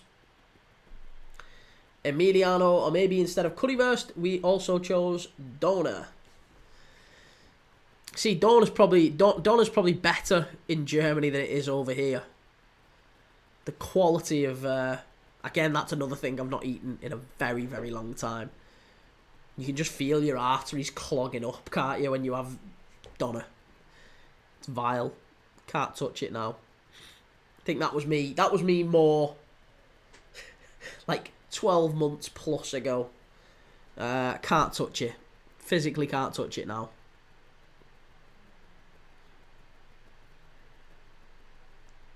But it's very nice. It's just spiced lamb, isn't it? Or it's supposed to be spiced lamb. But I think it's just kind of a mishmash of everything. CB7, good to see you. Linfield are getting a little bit more joy. I've got to say, they are getting a little bit more joy in the final third, in the opening 10 minutes of the second half. As we said, it looks like maybe David Healy might have said to them, lads, let's try and push on here. Let's try and get a little bit more. We can afford to be bold. We can, you know, try and get better. Wood with the ball in. Big chance for Shells. Shots. Oh, and he sliced it. It's gone over the bar. Really poor. Yo, 70. You think there will be any goal, lad? Fingers in the draw, I would say there'll be one. I don't think there'll be any more than that. I think we'll get... I think we're going to... I mean, look, they're bringing on some big players here now. Shelbourne bringing on Boyd amongst another 2 players. So, Boyd, one of Shell's top players, the number 9, top centre forward. He's coming on.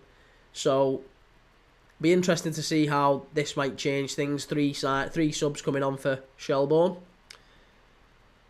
I'll let you know who they are in just a second once they've gone off. But yeah, I do. I think Shelbourne can get a goal. Linfield are now starting to push out. They're trying to be a bit more progressive. Maybe not progressive, but a bit more aggressive in getting up the pitch. And that might just create space at the other end for Shelbourne. Emiliano, what is the most random game you have ever watched? Random. Well, probably one of the Scandinavian ones that we've done. You know, because if you remember, we did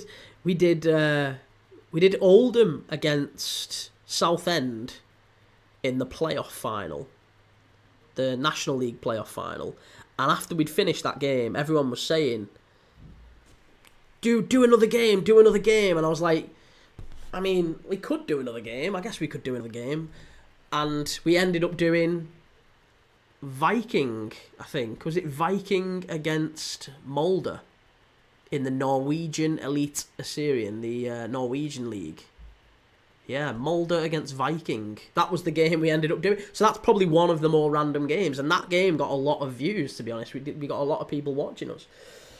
Yo, 70, love from the Netherlands, lad. Just subscribed. Good lad, thank you. Appreciate it. Good to have another Dutch fan in.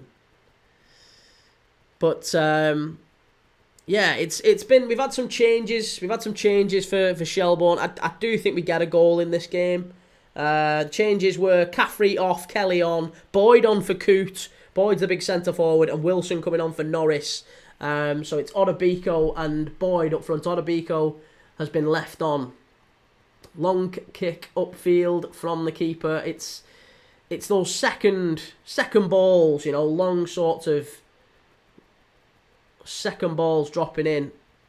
Odobiko's in here, edge of the box, shot. It's 1-0 Shelbourne. There you go. What a finish that was. That was a great little bit of link-up play by Odobiko and Boyd, I think it was, funnily enough. The number 9 who's just come on.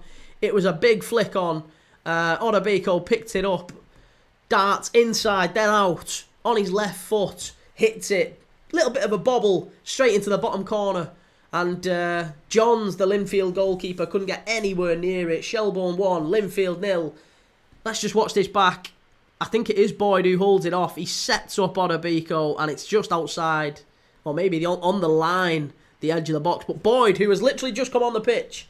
Boyd has been on the pitch a matter of seconds. Gets the assist. Shelbourne 1-0 up.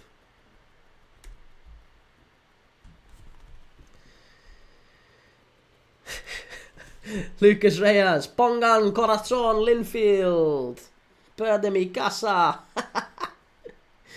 Emiliano, next year Bochum versus Schalke would be great on this channel. Yeah, I mean, let's do it. I'll do one of those, no problem. I'm game to do some Bochum games. I love doing random games like that. It's great. Let's do them. Why not?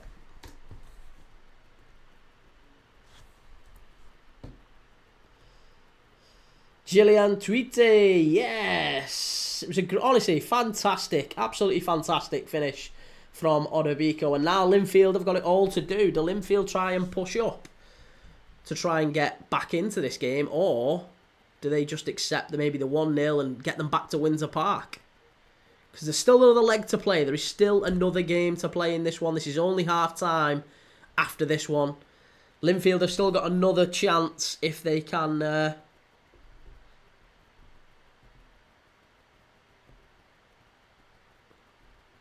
if they can get the job done here and maybe keep it close. Gillian, Shelbourne, second round. If they make it, yeah. They've got to play away at first. They've got to do another game after this one. Chicken Music over 2.5 possible.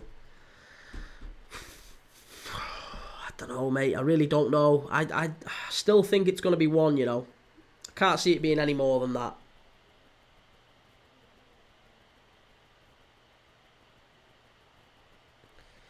Jay Curtis, thoughts on Sunderland's transfer business, brother? There's been a massive smoke bomb gone off here at Soldier Park, and literally the whole ground is just the pitch, the cameras. You can't see anything. There's just smoke filling the pitch. Cameras are doing well to be able to see through it at this moment in time. But yeah, Sunderland's transfer business, Jay Curtis, is very, very good. I am really, really looking forward to seeing how Sunderland get on. Chicken Music, I think I'll cash out. I think that's wise, mate. I think that is wise. Cash out, because I'm. There might be 1 more in this one. I don't think there'll be 2. But yeah, Jay Curtis, I think with Mayenda up front, obviously you've just signed... a Dingra from Brighton, that'll give you a bit of pace. There's rumours you're going to go after Charlie Cresswell of Toulouse. If you do get Cresswell, you got Cresswell and Ballard back there. Obviously, the likes of Rigg and Neil in midfield. Mayenda, Isidore, and a Dingra up top. That's some team. That is some team. You could really stay up with that. Linfield with a chance. Good defending by Shells, really good defending. Linfield are pushing forward, They're not giving this up. Ball whipped in, diving header, keeper comes out to get it. Linfield really, really flying forward, Shot from distance.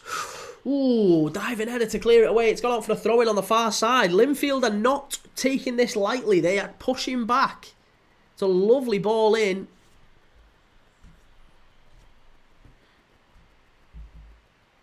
David, I think we need a goalkeeper, 2 centre-backs and a striker at SAFC. You think you need 2 centre-backs? I mean, listen, if you get Cresswell, that's an unbelievable signing. Goalkeeper-wise, obviously, you would have to Bulker, but do you not think the young lad, is it Patterson, is it not? Do you not think he's got a chance of...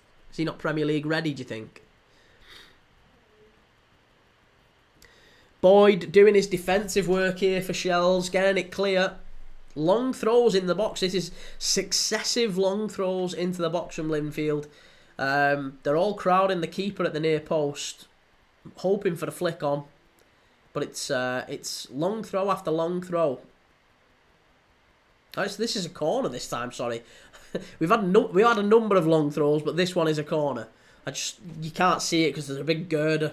There's a big girder on the right-hand side, so you couldn't really see whether there was a person taking a throw or actually a corner. But it is a corner, and it's a poor corner as well. A very, very poor corner. Cleared away. Linfield send it back out to the far side. Bit too heavy. It's gone out for a throw to Shells. David Thompson, Pato's distribution and control of his box leads a lot to be desired, but an unbelievable shot stopper. Yeah, I was going to say, I think there's a lot to like with him. He's still young, isn't he? He's still young, Patterson. Just feels like that would be a better fit for Sunderland. Like, if you can't find a good, reliable backup keeper, you might be better off just going into the season with him. Because, yeah, Anthony Patterson, he's 25, local lad, isn't he? He's from North Shields.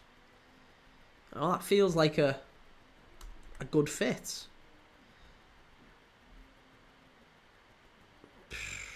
Shelbourne, it's all a bit scrappy again. And the game's kind of lost its way since that goal.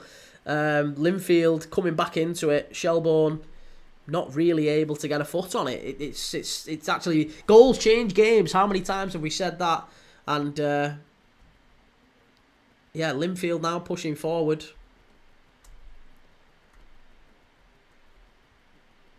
Yeah, I feel, mate, he's had like 153 games for Sunderland. Now doesn't really feel like the time to drop him. Good player, but debatable whether he'll make it at this level. It's a bit harsh, that, I think. If you've played a full season, he's brought you into the Premier League. I mean, it's probably not a bad idea to get like a seasoned backup, but I just think 25 is still quite young for a keeper. I'd give him a chance. Rather than, I mean, don't get me wrong, I mean, if you can get a keeper, obviously Regis evidently thinks you need one, otherwise you wouldn't have even gone after Bulker, but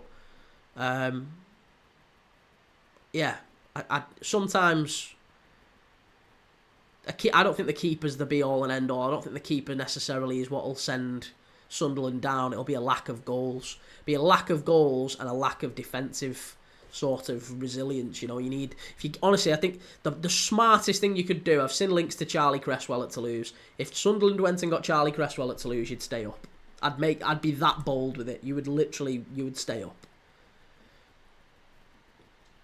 Danny, we need forwards. Yeah, no, I agree. Listen, I agree. I think you do need, it's goals, a lack of goals, but resilience at the back too. If you got Ballard and you had Cresswell at the back, that's a very good base to keep him up.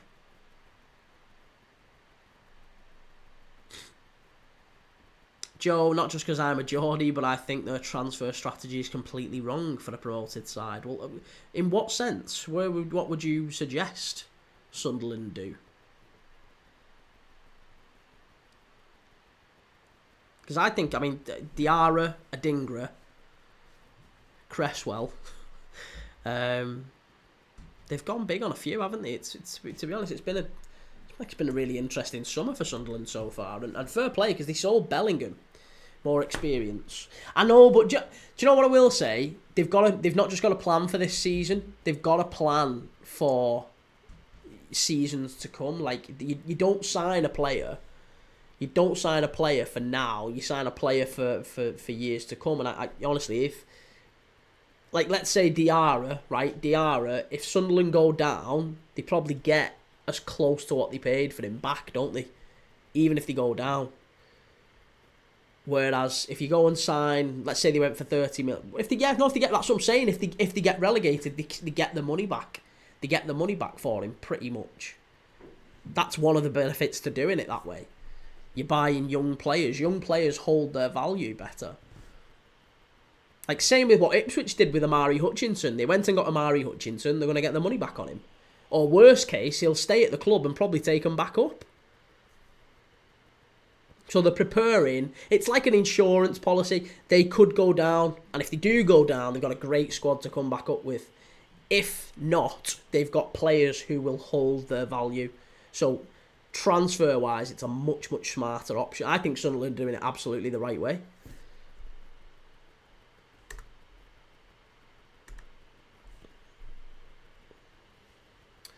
Shelbourne, again, knocking it around a little bit tight. They've managed to get the foot on the ball in the last 10 minutes. Chance. Oh, Boyd. Ooh, great ball in from the right-hand side. Boyd on the penalty spot. Big header.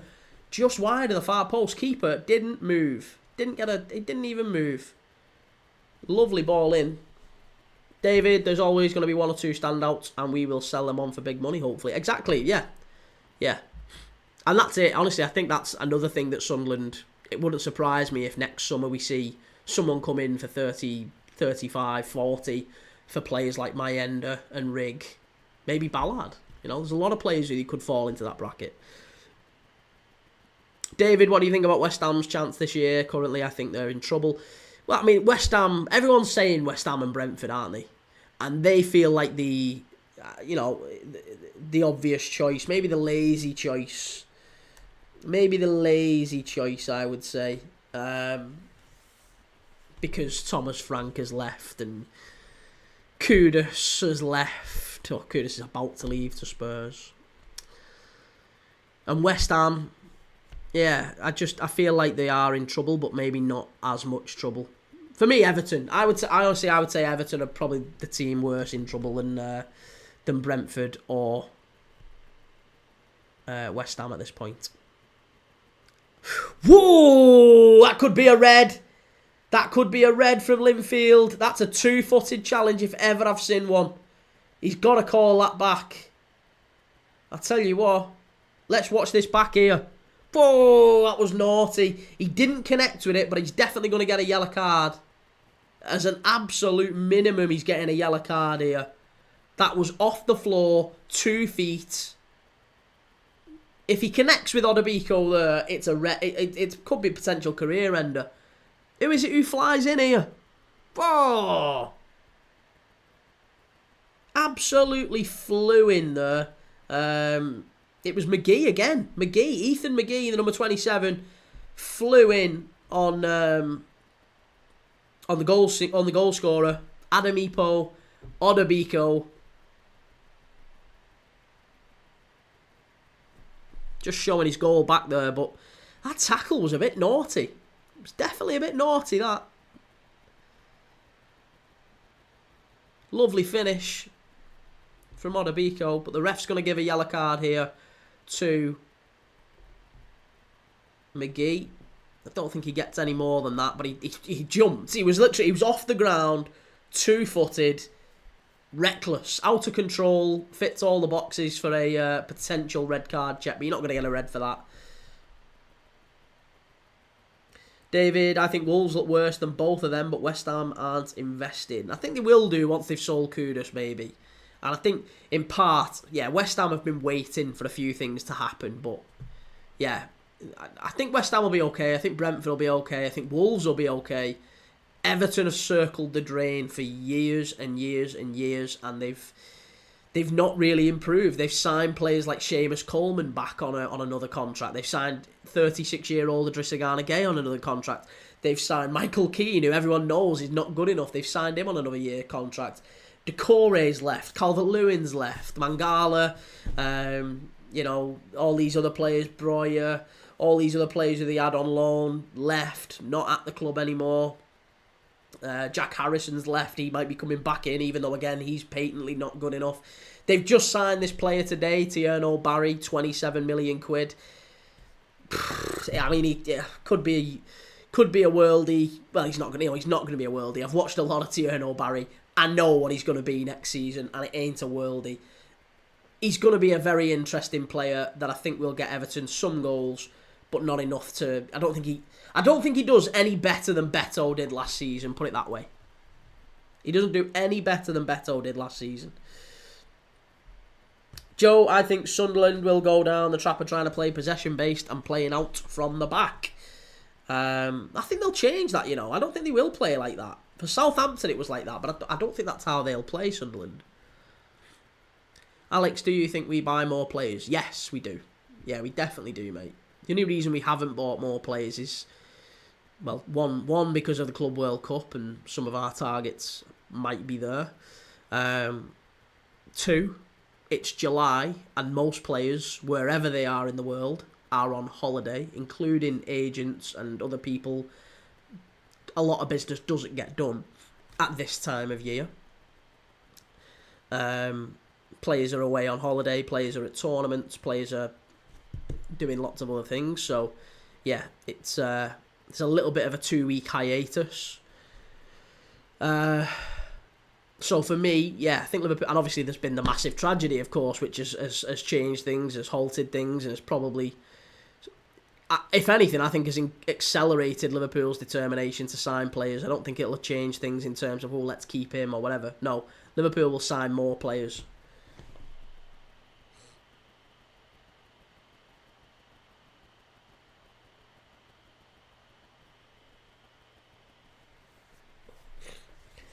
David, non-Premier League related, but what do you think about Leon getting a reprieve? And how it affects Palace.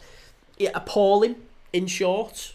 Thank you for the follow as well, David. Yeah, appalling. I think it's a real letdown for Crystal Palace. It's totally unjust. It's a shame that football and the authorities haven't found a way around this so that both can play in the Europa League, because it's quite evident that John Textor, I don't think he had any control at Palace anyway, and now it's evident he's not got any anyway because the sale's about to go through. So by the time the Europa League kicks off, there will be no vested conflict of interest. It doesn't make any difference to anyone. So, as a result of that, Palace now have to be in the Conference League and Forest have to be in the Europa League. Forest are going to be chuffed. But it's sad. Yeah, it's very sad. And there's all sorts of other stuff going on as well, by the way. John Textor was paying, was it 3 or 4 players from Botafogo from Leon's accounts? Apparently they paid 54 players last year at Leon, even though they only had 31 players on the books. So there's like 23 players who've been paid. No one really knows. But and now apparently 3 of those players are from Botafogo, and Nottingham Forest have just signed 2 of them.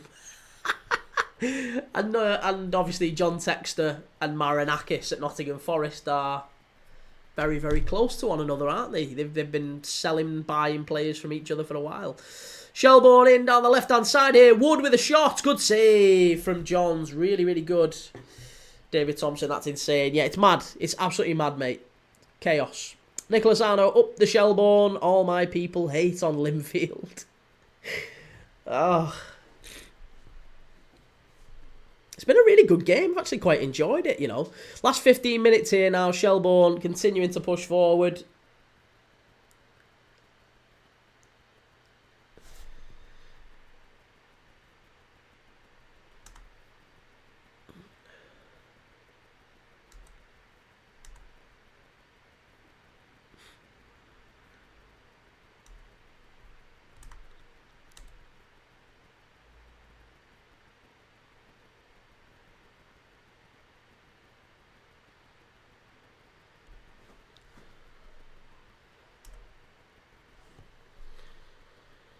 Miss Bomb Bomb, 1 times 1. What, you think that maybe, you think Linfield might get one back? Final. You think it's going to be Linfield to get one back? David Thompson, I've just followed the Leon stuff because we've been linked with Mika Tadze, who looks superb. Mika Tadze is incredible, mate. I've been banging that drum for a while at Liverpool. I'd quite like him as a backup striker at Liverpool, but I think his star's a little bit too high for that now. His star's flown too high. He's a lovely player. Very good movement. Do you know who he reminds me of? Do you know who he really reminds me of? Jermaine Defoe. Literally reminds me a lot of Jermaine Defoe. His movement off the ball is so sharp. He's so good at off the ball. Really clinical finisher. He's got a bit of pace about him. Can score all types of goals. But he's got that nous up front. It reminds me a lot of Jermaine Defoe. Defoe wasn't bad for us. Well, there you go. Yeah, that's it.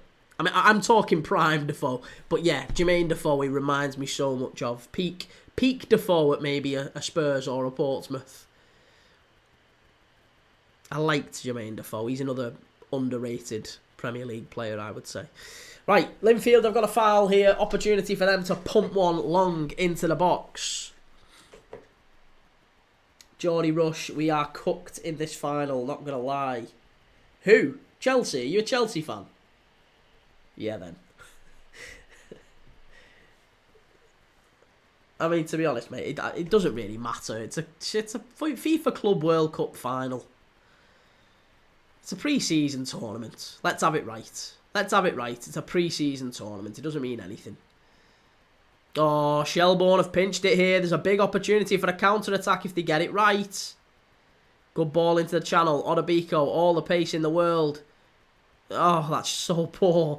That's so poor. Cuts inside on his right foot and has a shot from about 30 yards out. And when I say it was closer to the corner flag than the crossbar. Oh, it was shocking. Chelsea have got 80 million getting to the final and another 29 million if they win it. Good thing about that tournament, isn't it? That's the only good thing about that tournament is there's a bit of cash riding on it. But it's dreadful in terms of, one, it's probably going to knacker Chelsea out for the new season. Liverpool have started their Liverpool have had, all Liverpool's players have been off resting for the last 3 weeks. And the same for well, not for City, but Liverpool and Arsenal. We've been resting for the last 3 weeks. City and Chelsea have been out there baking in the hot sun. You know, playing on not fantastic pitches either, it has to be said. In really, really difficult conditions. And yeah, they're going to find it really, really tough when they come back to the Premier League and they are... Well, they've got to get back. I think they get a week holiday. That's what a lot of the clubs are doing. They're giving them a week off. The players can go off and have a week. And then they expect them back at pre-season training. I think it's the 23rd or the 24th of July. A lot of them. When's the Monday?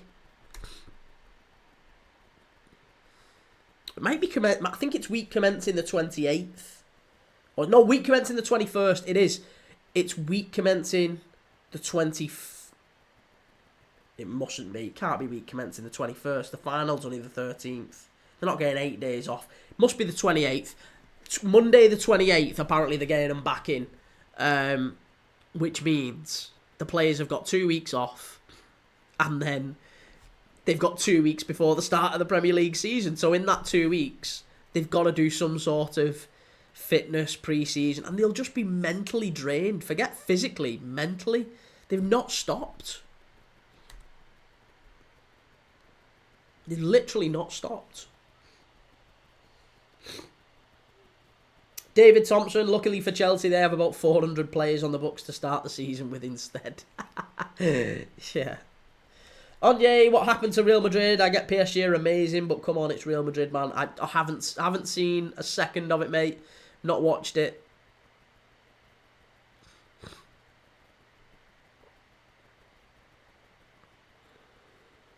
That's wonderful play by the left back here from Shelbourne. Absolutely fantastic play.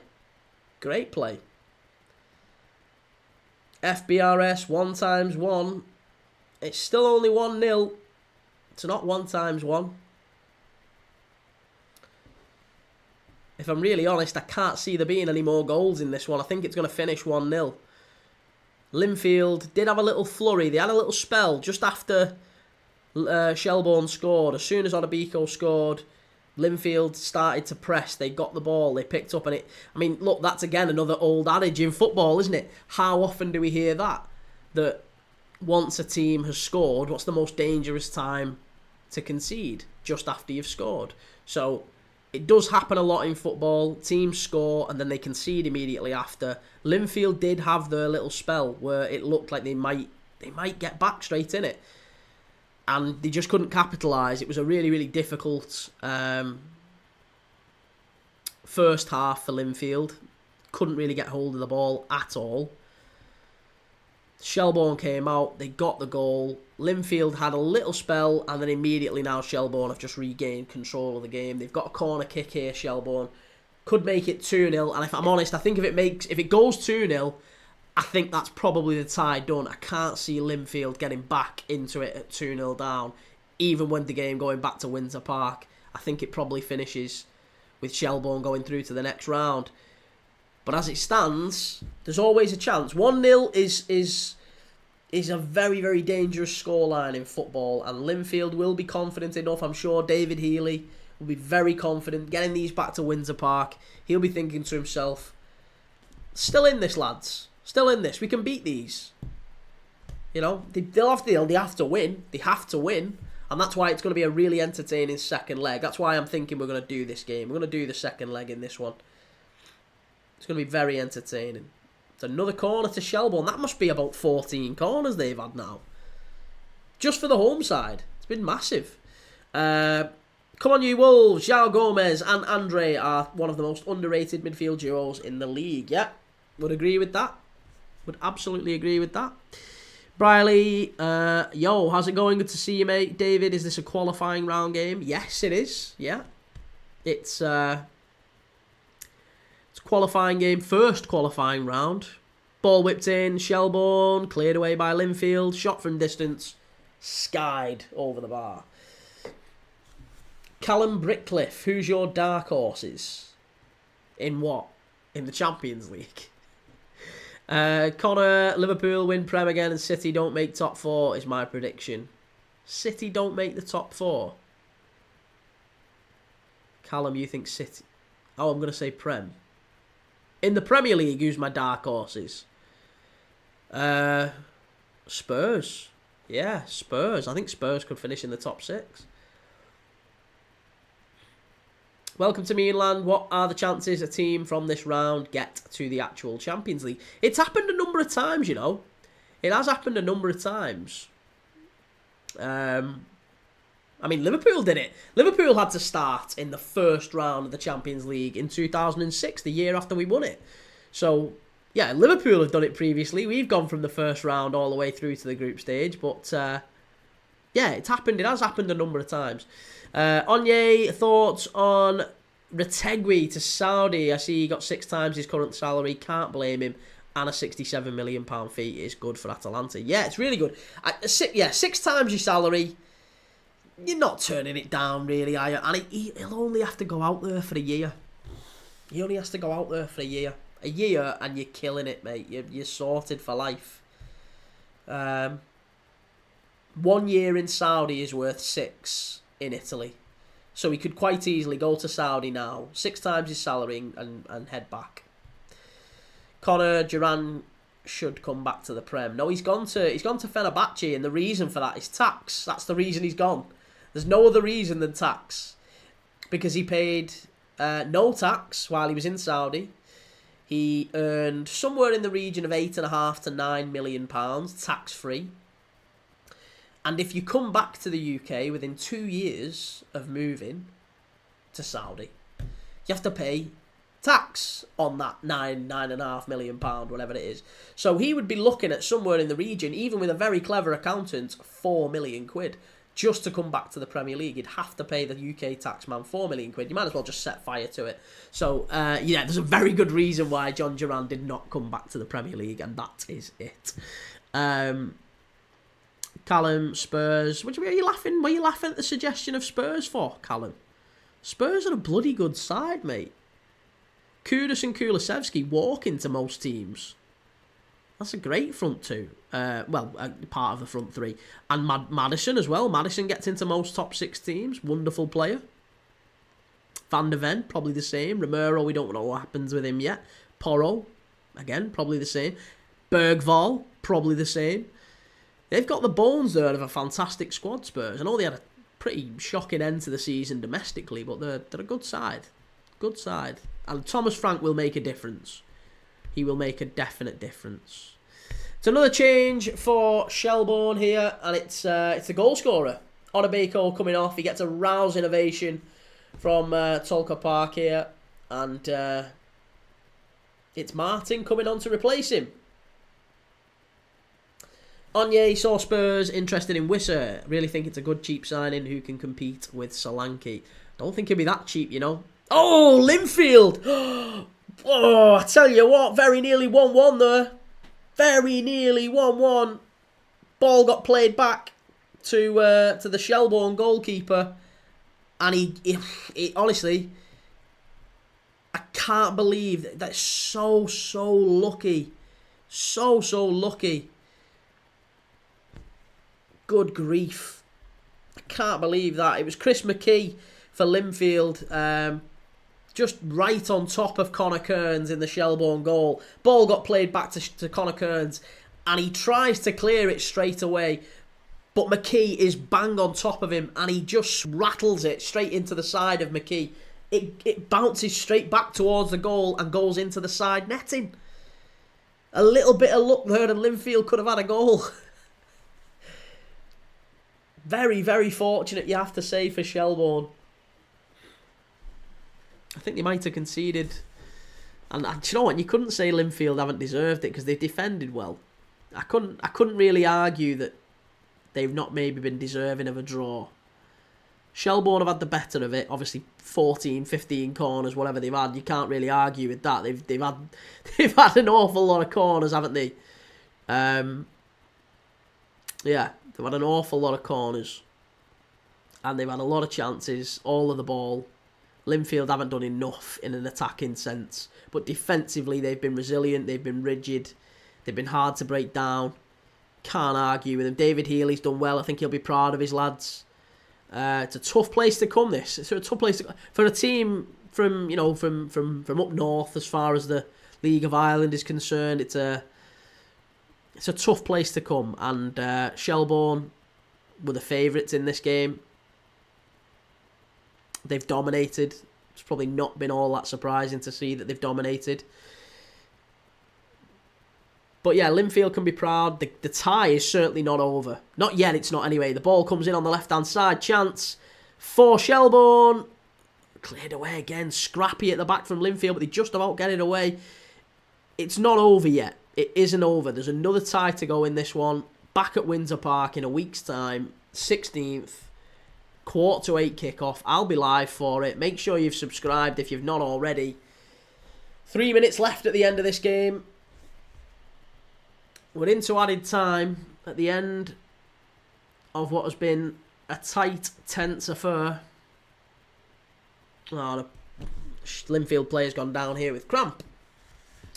Ben, you've returned to your usual place of Spurs PR coordinator. Mate, listen, what? Just because I think Spurs are going to have a good season next year, that's not. I'm not like a Spurs fanboy. Spurs are going to do a good. They'll do all right. They'll do all right, Spurs. I'm not saying they're going to win the league, but I think they'll surprise a few. I think they'll be the biggest improvers. Given they finished 17th, they can't finish much worse. But I think they'll be the biggest improvers in terms of moving up the table. I would be astonished if Spurs finished in the bottom half, put it that way. So they'll move at the very least 7 places, maybe 8. Right, so Linfield, looks like they're going to have a player. He's going to have to limp off maybe in the last couple of minutes here. Is he? Or is he managing to stay on? He might stay on. It's a drop ball for Shelbourne. They're going to give it back to Linfield. Oh, no, they're not. I thought they was doing the gentlemanly thing, though. No, absolutely not. They just knocked it long, route one. And, yeah, Linfield have got their full quota of players back for the last 90 seconds of this game.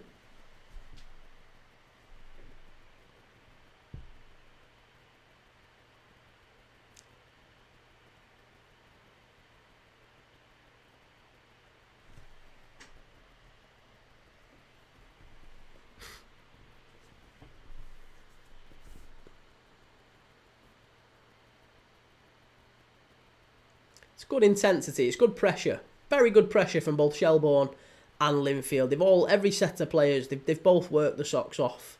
Or both sets of players have worked the socks off. And this is one of the reasons why I didn't want to watch the Club World Cup. Because you don't get this. You don't get this. Both sets of players have really gone for this one tonight. They've really gone for it. It's been a good defensive display by Linfield. Shelbourne have probably been a bit more direct than maybe I would have liked. The pitch has probably not helped that.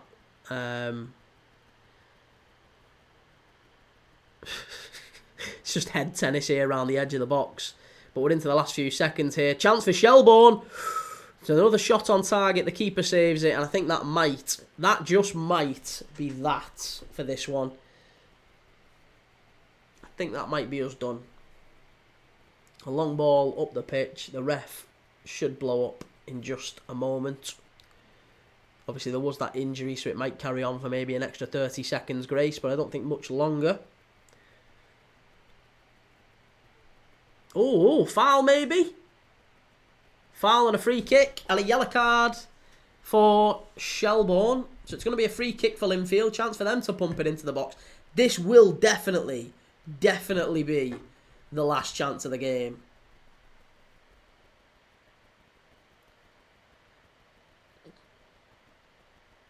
Ball gets played in. Nice, and there you go. Ref's blown up. The ref blows up. It's Shelbourne 1, Linfield 0. There you go. Shelbourne 1, Linfield 0. That is us done for this game. Linfield will get Shells back to Windsor Park next week for the second leg. Can they turn it around? That's the big question. Can Linfield turn it around? A big, big thank you to everyone that has joined tonight, that has liked, that's commented, that's subscribed. If you haven't yet, please do leave a like on the video. Give us a subscribe and a follow if you can as well. Make sure you click the links on my description to maybe go and check us out on X. Premier League Dad on X. I tweet every single day. Go and check us out on X. Go and check us out on TikTok, YouTube, X, Instagram, Facebook, Twitch. I'm live on them all. Go and check me out. Massive, massive thank you to everyone that's been in the comments, if you've voted, if you've been on TikTok and whatever. Loved it. It's fantastic. And let me know in the comments what you're thinking as well. I'll be live and I'll see most of you maybe for next week's game. Shelbourne against Linfield. Another Champions League game. Second leg next week. Take it easy. Have a nice night. Whatever you're doing.